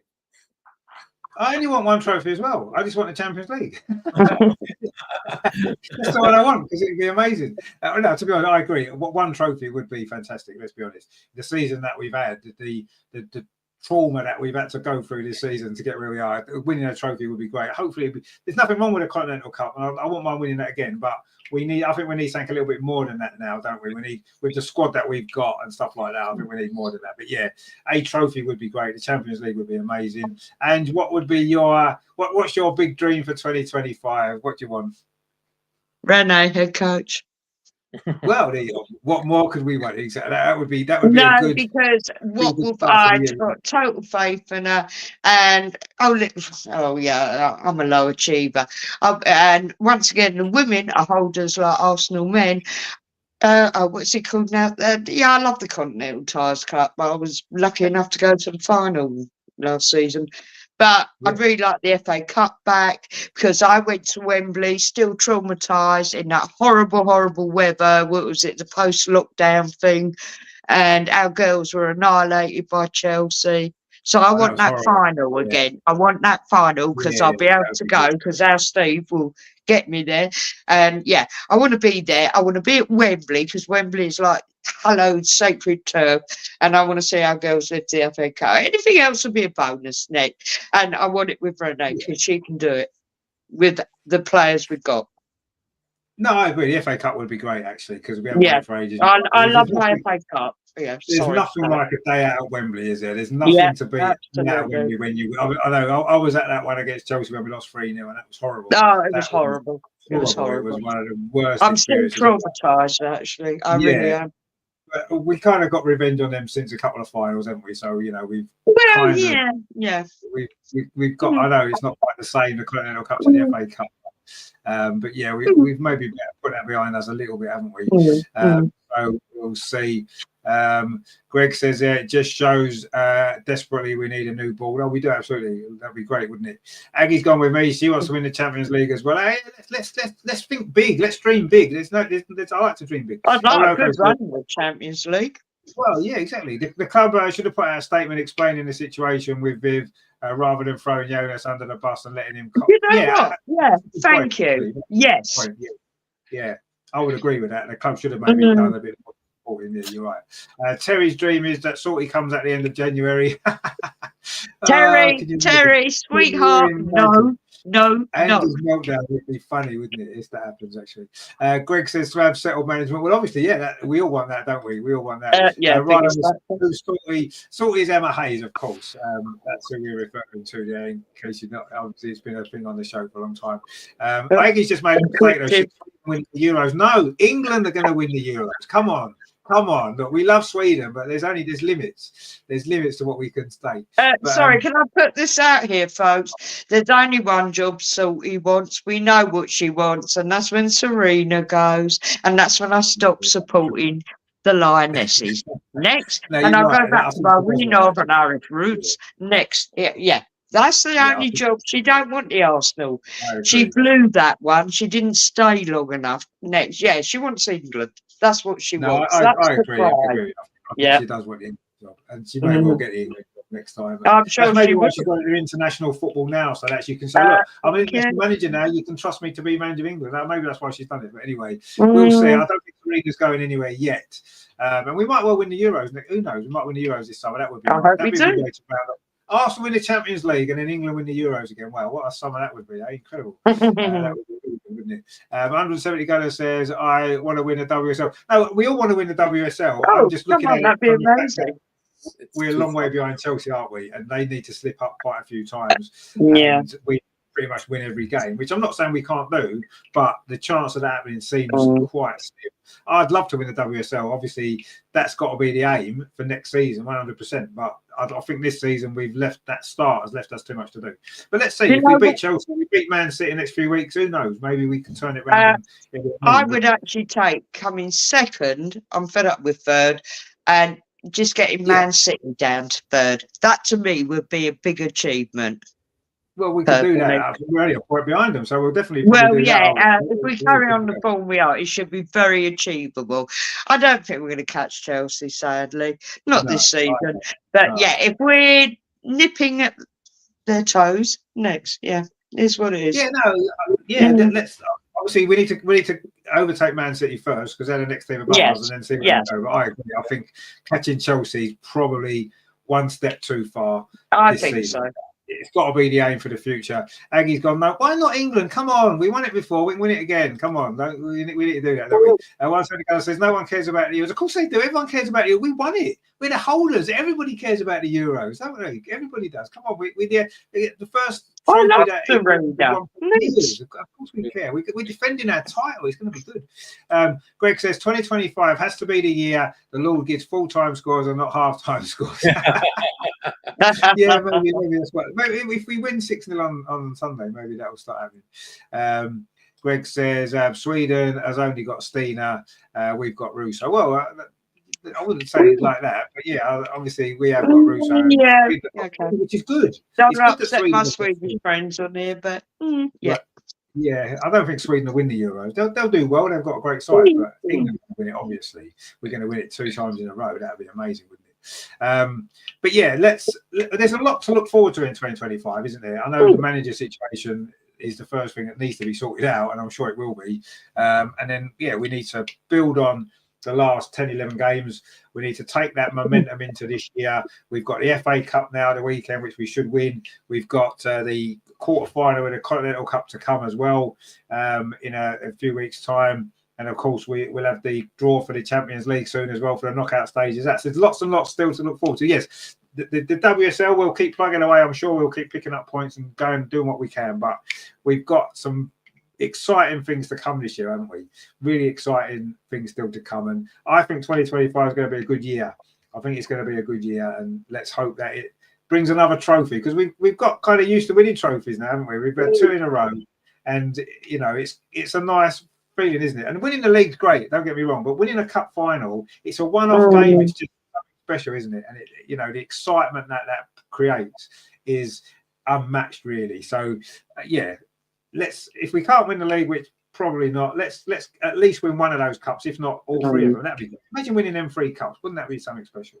Why can't we do it? Look at our squad of players. Look at the form we're in. Let's be positive and optimistic. Let's go and let's try and win them all. LG says Sweden are the ultimate almost team in the women's game. Yeah, they are. They're always there or thereabouts, aren't they? Semi-finals, quarter-finals, all that kind of stuff. They always get far into tournaments and never quite manage to get it over the line. Maybe they should get Arteta as their manager, because he's good at that, isn't he? He's good at getting so far and then falling. Maybe that's his future. Sweden women's team manager. That'd be a good job for him, actually. If he wants to take it now, we'd be quite happy. Greg says, now you're talking, and she's a fantastic player. Of course, Asllani, yes, she is. Asllani is a fantastic player. Absolutely no question about that. Muzovic, we're not keen on Muzovic, so are we? Because she plays for the wrong team. So we don't really like her, do we? But she's a decent goalkeeper, I suppose. Ag says, we don't need Arteta. See, nobody needs Arteta, though, do they? Nobody needs it. He's one of them little nuisance things that just hangs around. And it's like when you have a party at your house. There's always someone, isn't there, that will never go home. They just hang around. And no one wants them there, but you just can't get rid of them. And that's Arteta. That's Arteta summed up, isn't it? He's a person at the party that you can't get rid of. Canyard is the best player. Well, she's one of the best players in the league. Yeah, she is, actually. There's no doubt about that. But she's not better than Stina, though. Come on. I'm not having it. She's not. No one's better than Stina. Stina's the best player in the league. So that is, well, it's 2025. Can you believe it's 2025? I can't. It seems incredible, doesn't it? That it is 2025 already, and the WSL's not back, but the women's team are back on. Well, let's hope they're back on Sunday. Hopefully Sunday. I really would like it to take place. I would like it to be played. Of course, we'd all like it to be played. We've gone long enough without a game. We need a game. Let's hope it's on. And it's great to have the women's football back, isn't it? It's, you know, I think we've all suffered a bit. I've certainly suffered over Christmas and that, having to watch the men's team more because it's all there has been, and it's kind of started to frustrate me a little bit. So I'll be glad of the distraction of the women's team, which is a fantastic distraction to have, and we're looking forward to the games coming up. Of course, the WSL's back next week as well, which is going to be really exciting, isn't it? So yeah, lots to look forward to. Hopefully an announcement this week at some point, or some point this year would be nice, Arsenal. If you want to announce a manager this year during 2025, then please do so. It's dragged on a little bit too long, you know. It's too long now, but I'm sure that's coming. Obviously, transfer window. Wow, is there gonna be some new signings coming or people going? We shall see. Greg says it only feels like yesterday we were still going time. It does, doesn't it? It does only feel like yesterday. It's amazing how quickly time's gone, isn't it? Really. I mean, how long has the Emirates been here now? What's is it 20? No, it's 19 years, isn't it? 19 years this year. Really? Wow. 19 years. Incredible. We left Highbury 19 years ago. Wow, that is mad. That is absolutely mad, isn't it? But yeah, it's true. The time's flow, doesn't it? And here we are, 2025. It's going to be a good year, though. It is going to be a good year. We are going to be lifting some trophies. We'll have to get some great memories from this year. We'll definitely be. What we'll have to do is we'll have to meet up at a game at some point this year, won't we? One of the games coming up, we'll have to meet up and it's going to be good. So we'll definitely do that. Egg says there, so fun with matches again. Good night from Snowstorm. You got Snowstorm, maybe? Okay, well, we've got very cold weather, so we've got very Swedish weather at the moment. Yeah, we haven't got snow in North London yet. No, we've not got snow, but we've got ice and freezing cold, and it's not been a great week. Cold. It's pretty cold. It's freezing, yeah. It feels like Sweden, actually. That's what it feels like. But yes, no, Sweden would be a lot better. My daughter went to Finland when she was studying photography at uni, and she suffers with asthma. And because the air's so clean, and she was quite scared that she was going to have asthma attack, and she adjusted so well because of the clean air, and especially us living in London. Yeah, she suffers here, but out there. So I would say Sweden would be pretty much the same. Yeah, different air quality. Well, that's interesting, isn't it? Maybe we should move to Sweden. It'd be interesting to know how many, the people live longer in Sweden because they've got cleaner air than we have in England. Maybe they do. Might be worth looking at that, mightn't it? Well, actually, one of those Scandinavian countries has quite a high suicide rate. I think it's to do with the lack of sunlight. Maybe it's Sweden. I'm not sure. I think they just have serial killers. No disrespect, just so. It won't be Iceland because Iceland's lovely, isn't it? Iceland's beautiful, so it won't be Iceland. They've got volcanoes erupting. I can go there. All right, allegedly they've got Northern Lights. Well, sorry, when you lived there, did you see the Northern Lights, Rich? Up north? Well, yeah, we sort of had it there. We had lights. They used to say, didn't they? It was like a once in a lifetime thing, and we've seen it like 5 times. Every other thing. Yeah, so it's like it's a weekly thing now. It's like, what's going on? But no, we did see it up here. I got so upset because people who lived, because I am originally a Hertfordshire girl, and people who live a few miles away, we saw Northern Lights. Well, you didn't go to sleep, did you? I go to sleep about 10, 11 o'clock. And I live in a ground floor flat and we got light pollution. I can't see the sky that well next. And suddenly they stayed up all night just to see, allegedly the Northern Lights. Not believing it. I saw them coming out. I was driving home from work one day and I could see them just around the corner where I live. It was like, wow, look at that. Brilliant. Yeah, it was lovely. Actually, it's Finland. It is Finland that has got a higher suicide rate. Oh, there you go. Thank God my daughter didn't stay there too long. I think all they do in Finland is just fish, don't they, really? It's just, they just go fishing, don't they? That's pretty much all they do. So you imagine there can't be much else to do. And then once you've done fishing for a bit, you probably think, what do I do now? You're just bored, aren't you? Probably. The meaning of life is gone, yeah. Yeah, I think so, yeah. So, but, Finland's probably lovely as well. I've never been there, so I don't know. But It's cold, obviously, which doesn't help, does it? Greg says, I saw Father Christmas. We all saw Father Christmas. It wasn't last week, it was the week before, wasn't it? We all saw Father Christmas, didn't we? Because it was Christmas and we all saw him, didn't we? Does he live in, he doesn't live in Finland, though, does he? Aggie says, no, there's no crime. I'm sure there is some crime in Finland. I just think there's no police to kind of catch the criminals. So it looks like there's no crime. They just get away with it. There's got to be crime, hasn't there? There's crime everywhere. There's not one place that hasn't got crime, I wouldn't imagine. Terry says, I saw the Northern Lights when I went to Blackpool. What I don't think you've seen the Northern Lights in Blackpool, would you? You might have seen Blackpool Tower lit up. I don't think that's I was going to say Blackpool Tower. It's Blackpool Tower with lights on. That's what you saw. They're not the Northern Lights. Yeah. They're just the light in the north of England. But anyway. Oh, dear. Finland. Oh, Father Christmas from Finland, is he? That's interesting. I didn't know he was from Finland. He said there's no crime, so I didn't know he was from Finland either. But there you go. I don't know. I've got to look that up. Not entirely convinced. Bag says he's from Finland. He's from Finland. Okay, I'm not calling you out. But Ronaldo was in Finland. What was Ronaldo doing in Finland? Was he putting the Christmas lights on? Was he? Did he turn the Christmas lights on in Finland? Is that what it is? He's not played football in Finland, is he? I don't think. But anyway. It's well, there you go. You see, you learn something on this show every week, don't you? There's always something interesting. Very educational. It is very educational, yeah. We learn about food, we learn about geography, we learn about Father Christmas. What more? Yeah. What more do you want? So there you go. Anyway, so that is the Arsenal Women's Show. It is finally back for 2025, and we have got a lot to look forward to. I'll be here on Sunday, regardless of the weather, because this show won't get cancelled if it snows, but the game might. Well, the women's game might. The men's game will be on, so we will have one game at least anyway going ahead for definite. Hopefully, we'll have the women's game as well, but let's see. And of course, it all kicks off at 3:00, so we'll be about 2:45. Obviously, we'll know by then if the game's on or not. The women's game, that is. So we'll see. But yeah, so join us for that, please, if you are around, because it's going to be good, isn't it? It's FA Cup weekend. I mean, what more do you want? Come on, it's FA Cup, the greatest competition in the world. And of course, in the men and the women, we are the record winners of the competition. So, you know, we need to enjoy it, don't we? And it all kicks off this week. So that's going to be good. So join me on Sunday. Next week, it's not Champions League next week, is it, for the men? That's the week after, isn't it? Not yet. It's the week after, isn't it? It's the week. Let me just check the fixtures.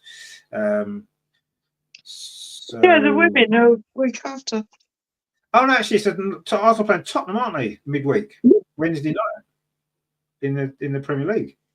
Oh, so that's going to be good. So we'll have to obviously watch that game as well, because that would be great. North London derby.